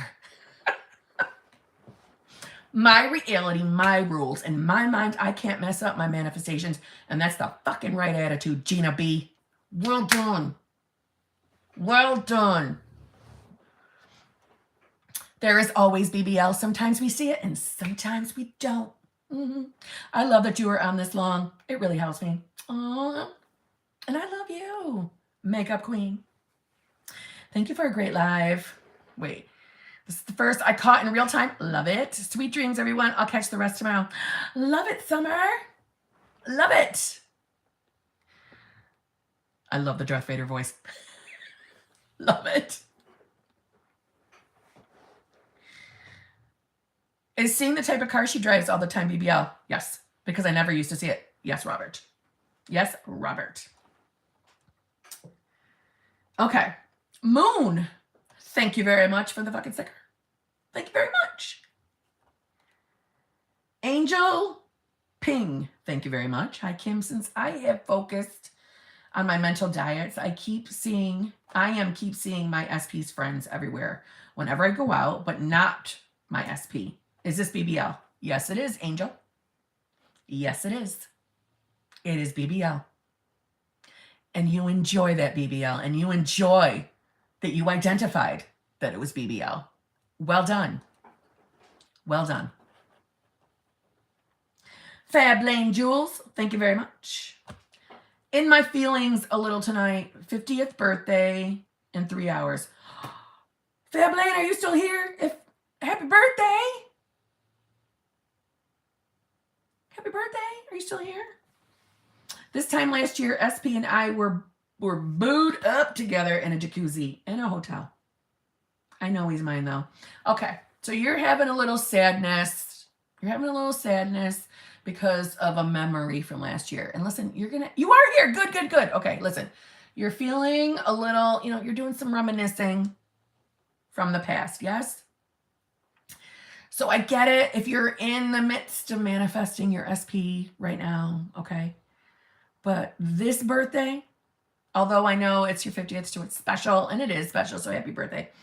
You're going to have a billion more with him. So this one birthday is going to be a figment, or what? No, not a fragment, not a figment. It's not even going to be on your mind. Let me say it like that. It's not even going to be on your mind.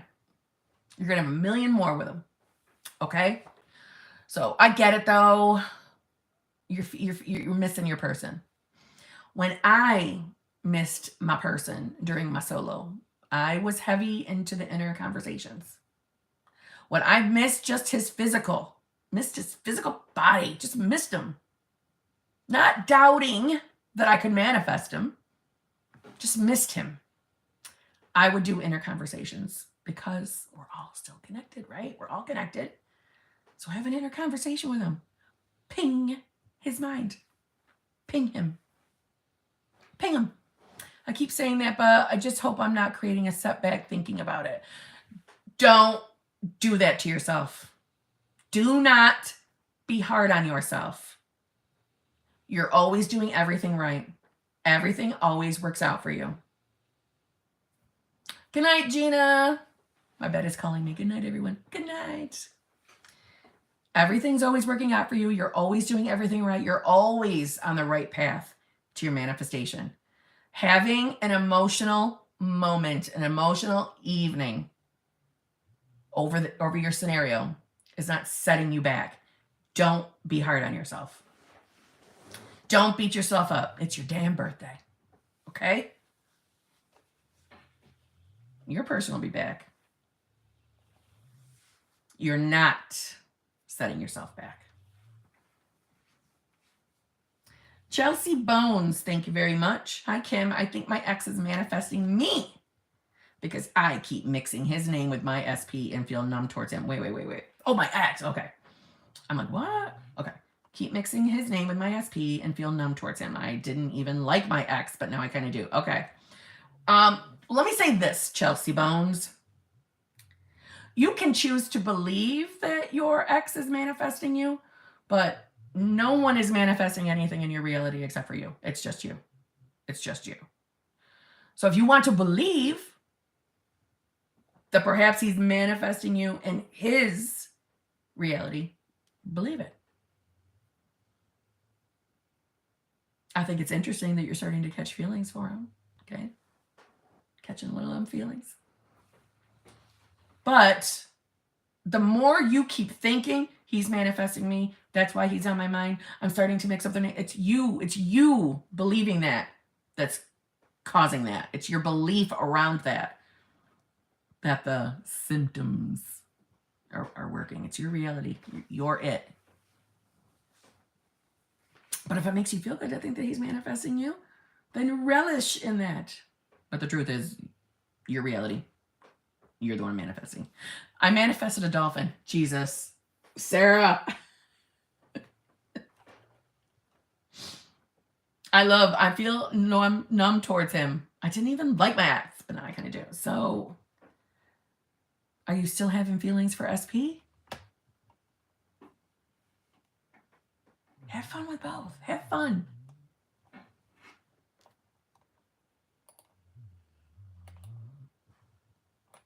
Oh, I gotta refresh. I'm staying on for 13 more minutes, and then I gotta go. It's almost 1:30 in the morning here. I gotta get up in the morning. But my fucking laptop needs to refresh. It'll take a sec because my laptop's from 1976. If we assume our SPs are manifesting, if we assume our SPs are manifesting us, will that be true? I know nobody has free will unless we assume they do, so not sure. It's you literally answered yourself. If you believe it, if you assume they are, then yes, it will be true, meaning it will project out. But it's your belief around it. If you decide to stop believing it, it will then stop being true. Everything is around your beliefs. There we go. Hold up.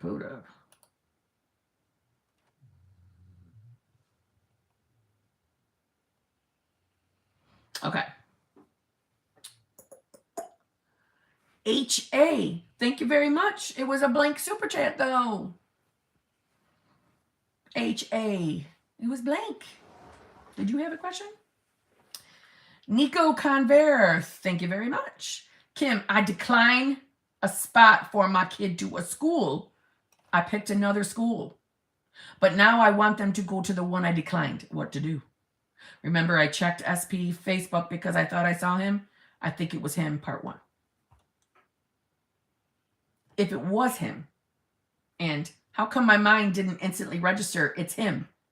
My mind kept debating if it's him or not. Does that have to do with self-concept? It's silly. I think you're overthinking it when it comes to the SP Facebook thing. All right, so hold on. As far as the school that you declined for your child, go back and revise.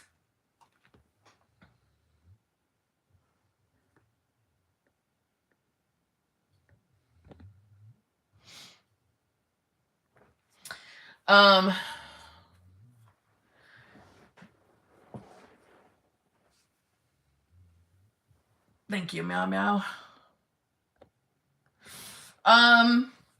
Go back and revise the moment that you, that you declined it. Go back to that moment and revise it. That's what I would do. That's how I would handle the school thing. The thing with the Facebook, though, I'm not sure about the Facebook thing. So hold on. Remember, I checked my SP's Facebook because I thought I saw him. I think it was him. If it was him, and how come my mind didn't instantly register it's him? My mind kept debating if it's him or not. Does that have to do with self-concept? I'm not sure 100% what you mean. Okay. As far as seeing your SP on Facebook, I'm not. What do you mean debating what? I don't remember. I do remember you asking me a question. Yes. I don't remember your question though. So I'm not really sure what you're talking about when it comes to the Facebook thing. Are you still here?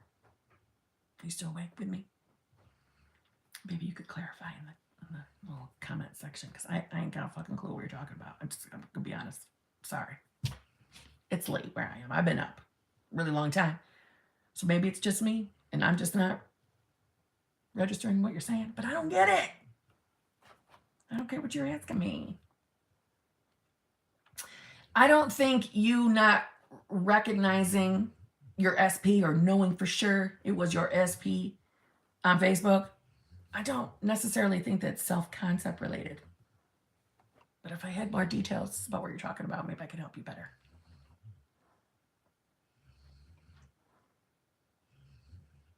Laura P., thank you very much. How can I stop escalating fears? Escalating. Between faith and fear. Ooh.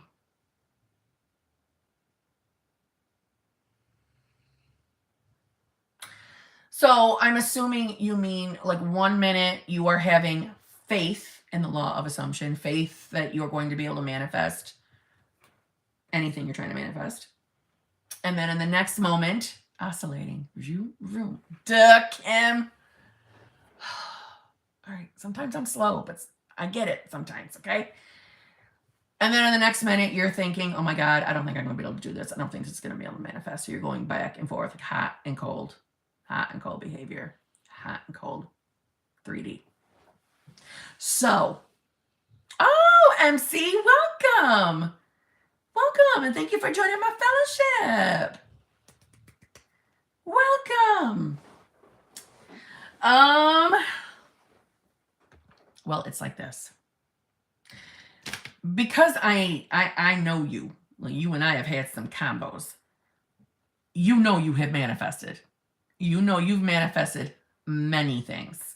So you have evidence, you have validation that you're manifesting, that it's you creating your world. So when the fear thoughts come on, I don't want you to necessarily fight off the fearful thoughts, because when we are in fighting them off mode, they only come back stronger. So we don't want to do that, okay? Yes, finally, thanks for helping out everyone here. Oh, love it. Listen, man, I told you what happens when people join that damn membership. Look, they're getting crazy ass movement and manifestations. It ain't me. They're doing the work, but it cannot be denied. Okay, so Laura, I don't want you to fight the fears by like, oh, no, I don't have to be afraid of this, blah, blah, blah, my fearful thoughts, but I would be affirming that your fearful thoughts, A, don't manifest, and B, sit and think about what those so annoying, the spams in the chat. I know. I would be sitting and thinking about what are the exact thoughts that are coming up? What are the fears? What are they telling you? Is it your ego, yes, trying to protect you? So if it's a fear, we'll say it's SP related for the sake of the conversation. Say it's SP related. Say the fear is saying, you're never going to be able to manifest that specific person. Well, why? Why? Ask your ego, why? I don't need you to protect me anymore, because that's all your ego is doing. Keep in mind, ego is not trying to give you your best day. My friend Brianne said this to me and she worded it perfectly. So now I'm stealing it from her. Your ego is here to protect you from hurt. So your ego will remind you of previous experiences, especially if you've had a previous relationship with this person. Your ego is going to bring up previous shitty experiences with that person, or it is going to remind you of previous shitty relationship experiences, and your ego is going to remind you of those and say things like, the way things look right now, this is exactly what happened to you in 1997 when you were dating, Paul or Ringo or whoever else. This is exactly what happened then. Looks like that shit's happening to you again. See what I mean? Your ego is there to protect. Your ego is not trying to help you manifest your desires. It's not trying to bring you your best day ever or your best life ever. Your ego is protecting you and doing nothing more than that. So what are the fears? What are they telling you? And let's go from there. Yeah, I couldn't think of names, Claudia. So I'm like, Paul, Ringo. Couldn't think of anybody. I don't know why, but I was going to go Sid or Nancy, but like then Nancy wouldn't apply in this particular scenario. And then I'm sure somebody would be like, who's Sid? What'd you say, Sid? Sid Vicious. Nancy Spongin. But Ringo, I knew you guys would know who I'm talking about when I said Paul and Ringo, right? So, Laura, what are the fears? And let's go from there. Draco Chief. Oh, like Draco Malfoy? Love it. Love it. Hey, Kim, I've been in practice since January. However, I still don't see my SP conforming to how I'd desire them to be. Any thoughts?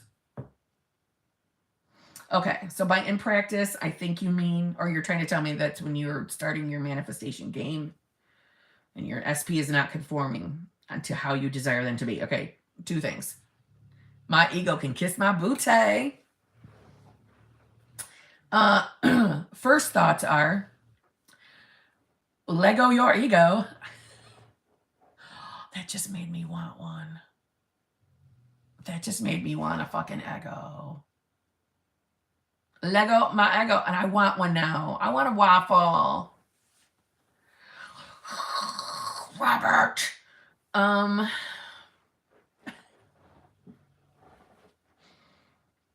sorry. Two things. Draco. Malfoy. No, Draco Chief. Hello, Kendall. Hello. Chocolate chip Eggo, yeah. Or blueberry. Blueberry anything for this bitch. Blueberry motherfucking anything for this bitch. Blueberry anything. Do you want to know how many boxes of blueberry motherfucking cereal are in that cupboard right behind this goddamn thing? 4. I love motherfucking blueberry. Blueberry. I never tried the blueberry. Oh my God, they're fucking amazing. Okay? Amazing. Way to go, Robert. Now I want to eat it. Okay. So back to Draco Malfoy. All right. Two things. When it comes, oh yes, motherfucking blueberry. Oh my God, blueberry. I don't have blueberry. I wish I had blueberry. I don't.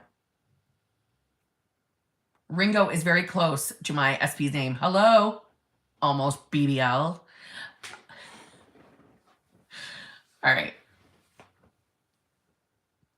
Before Draco puts a spell on me or does something, okay, I got to answer Draco. You can't have a username of Draco and not me related to Harry Potter. You guys know I love Harry Potter, right? So this is not me insulting your username. This is me loving your username. Yes, Sid Vicious. Yes. Hello. Y'all know I was a punk rocker in school. I was a punk rocker. All right. I was obsessed with the Damned and the Sex Pistols and the Ramones. They were my bitches. They were my bitches. Anyways, okay. Okay. I still own my 1990s Doc Martens. Thank you very much. Not the ones they're selling today. The 1990s, okay? I was in the original group with the purple. Okay? All right, Draco. I'm going to be turned into a rat by Draco. I know. I can't say what the fucking spell. What did he say? Serpent Saucier! Remember? And then Professor Snape had to come in. Expelliarmus! No, wait, did he say Expelliarmus? I don't know. I don't remember. I do miss the 90s too. Okay. Draco. Two things. when we want to change our, yes, right, Natty J. See how easily distracted I get? All right. When we want to change our specific person, the change comes from within us first. Okay, first. So, meaning, I can't, I'm so distracted. I want to, I just want to read the chat. Ranja, yes! I'll do a Harry Potter tour. I'll come to motherfucking London. I gotta get a passport. I don't have a passport. I gotta get a passport.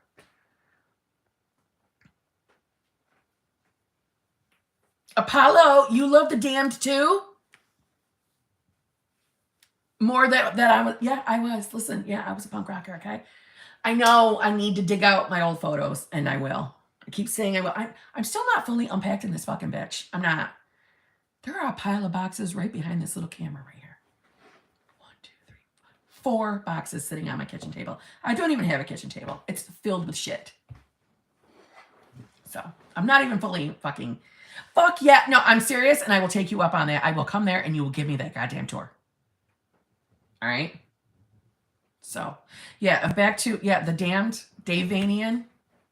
That was my bitch. I was going to marry Dave Vanian. He didn't know it, but I was going to marry Dave Vanian. Okay? Captain motherfucking Sensible. But I loved Dave Vanian. He was so fucking sexy. All right? He was fucking sexy as hell. I'd take him now. I don't give a fuck. I would take him now. All right? Anyway. Let me answer Draco. I'm so easily distracted. This is the problem with my own life. When we want to change this, I can't even look. I'm just going to answer. When we want to change our specific person, we have to look within. It is nothing to change but self. So meaning, if SP is showing up a shitty version, there are 2 things happening. Number 1, you have not addressed any of your limiting beliefs within love and relationships within your self-concept. If you have not addressed those, he's going to keep, or she's going to keep showing up that way. Number 2, okay? Number 2, you have to start seeing them. That's because I have to, I'll never finish this question if I keep reading the chat. You have to start seeing them as the version you prefer. Meaning you cannot keep seeing him as the shitty old version. I know it's not easy to see the new version. I know it's not when you have to see them in the 3D, but that's part of it because your specific person is a cocktail. They are showing up as a cocktail of your inner beliefs and assumptions. And by assumptions, I mean generalized assumptions and the assumptions you're holding of them. So we have to start seeing them as the new version, like getting rid of the new story, the old story, right? And seeing them as that new, whatever it is you want changed within them, you see them as that person now. But at the same time, you're addressing your own inner beliefs and assumptions because your specific person reflects that back to you. Okay? Laura P., thank you very much for the rose. Meow, meow. My coffee sticker. Thank you. Hitman Thornton, thank you very much. Mistress Hitman is in the building. Love it. You should do more videos on affirming before falling asleep. It's crazy powerful. Tell us all about it. Hitman, fill us in. Fill us in. I'm not much of a sats person. Anybody, listen, you can affirm when you want. If you feel it's more powerful before you go to bed, then please do it. Neville often discussed sats, doing things in sats. Please do, if necessary. I don't. I fall asleep. Just keeping it real. I fall asleep. I'm trying to manifest a red panda as a pet, not as an actual SP. You mean other than Neil? Wishy3. Thank you very much. Oh, I haven't seen you in a while, Wishy. Hey, Kim, listen to podcasts, and the people on there randomly just said my SP's first and middle name in the middle of a joke. That's my BBL. Yes, it is. Yes, it is your fucking BBL. Oh, Armilla, there you are. I lost 5 kgs in 2 days just by changing my point of view. Thank you. Well done. Well done. Did you tell your daughters I said hello? Did you tell them I said hi? Did you tell your daughters I said hi? I did not forget. Okay, good girl. Good. You're lucky. Wishy 3, well done. Oh,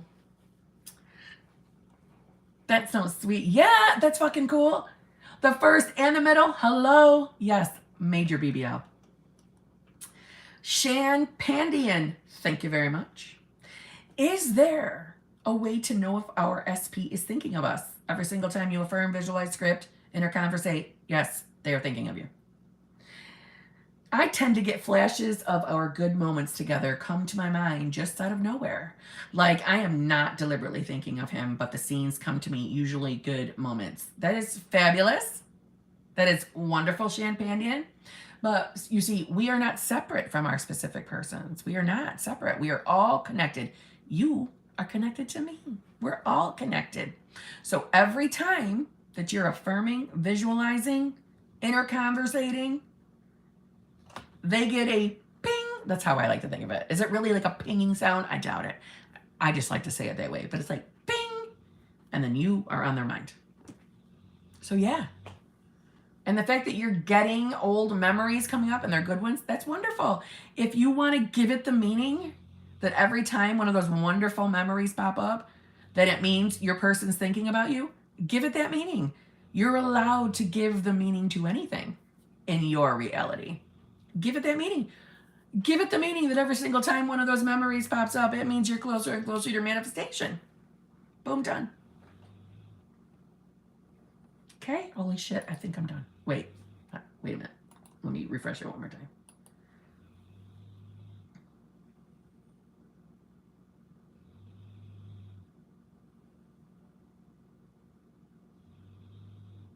One more, and then I'm done, and then I'm getting off. Okay.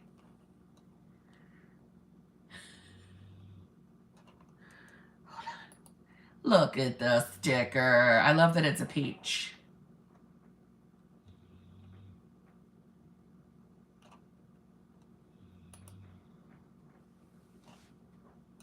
Okay.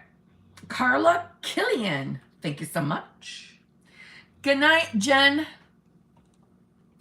Thank you so much for answering my super chat on the vid earlier this week.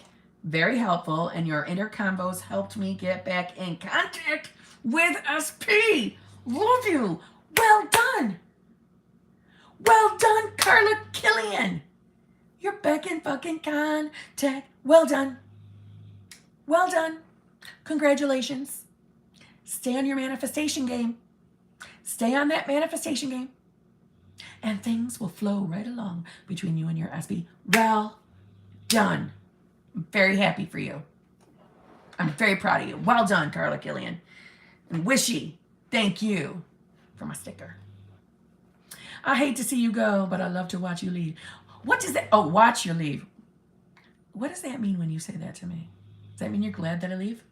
Because that's what it sounds like.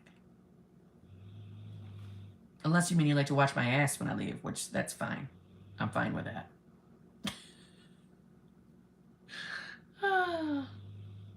A perfect book from Neville about that is The Art of Believing. There's some good nuggets in it about thought transmission. Love it. Ooh, ooh.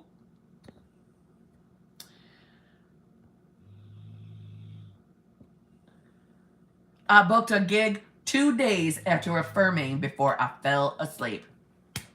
Well done. So you did it in sets. You did it in sets. Well done, Hitman Thornton. There you go, Pete. Say some of your affirmations right before you fall asleep, just like Hitman did.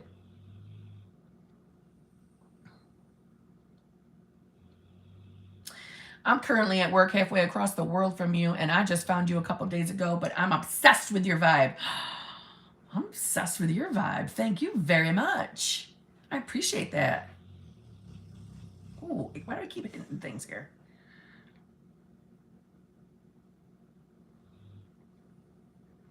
I'm new here. You have the most infectious laugh. Love it. Well, hello, and thank you. I appreciate that. All right, I'm going to bed. It is 1:41. I'm tired. I'm going to bed. Okay? You all have a fabulous evening. Be good. Be good. Okay? Start waking up every day, right? Wake up every day and declare that you are what? You are in the reality where you are getting everything you want. And you are already the version of yourself that has the best self-concept, no more work to be done, and that all of your manifestations are coming to you. You cannot be stopped. You are unstoppable. You're limitless. You're a fucking HBIC. Of course you're going to get what you want. Of course. Right? Oh, thanks, Kim, for being... Thank you. You're so nice to me. Thank you so much. This was a good live. No drama. I thought there was drama for about 2 seconds. I lost a little color in my face in that moment. My face went... But there was no drama today. I was very happy. Very happy. Okay? Nighty night, yes. Nighty night. Mistress of beauty. I'm the mistress of manifestation. You're the mistress of beauty. Mayhem beauty. No Looney Tunes tonight, right? Oh, I love you. There might have been a little bit of drama. Damn it, Sarah. Damn it, Sarah. No, there wasn't. All right. I'll see you all in a day. Okay? Be good. Thanks to Robert. I want to eat waffles now. I love you, Georgia. Okay. I'm really going to go now. Good night, daughter. I love you. You're still waiting for the IBS. Oh my God, I love you. The IBS night track. Thank God for lesbian shippers. Love you too. I love that username. This feels like that TV show, The Waltons, where we're like, you know, good night, Jim Bob. Good night, Mama. Good night, Daddy. Good night, everyone. I love you too, Hitman Thornton. Okay? Just warning you, the message is dark. Oh, dear Brittany. Really? Okay, I'll get on it. All right. And the harmonica music. Yes. Yes. All right. Love you all. See you all tomorrow. Okay? Be good. Good night, John boy.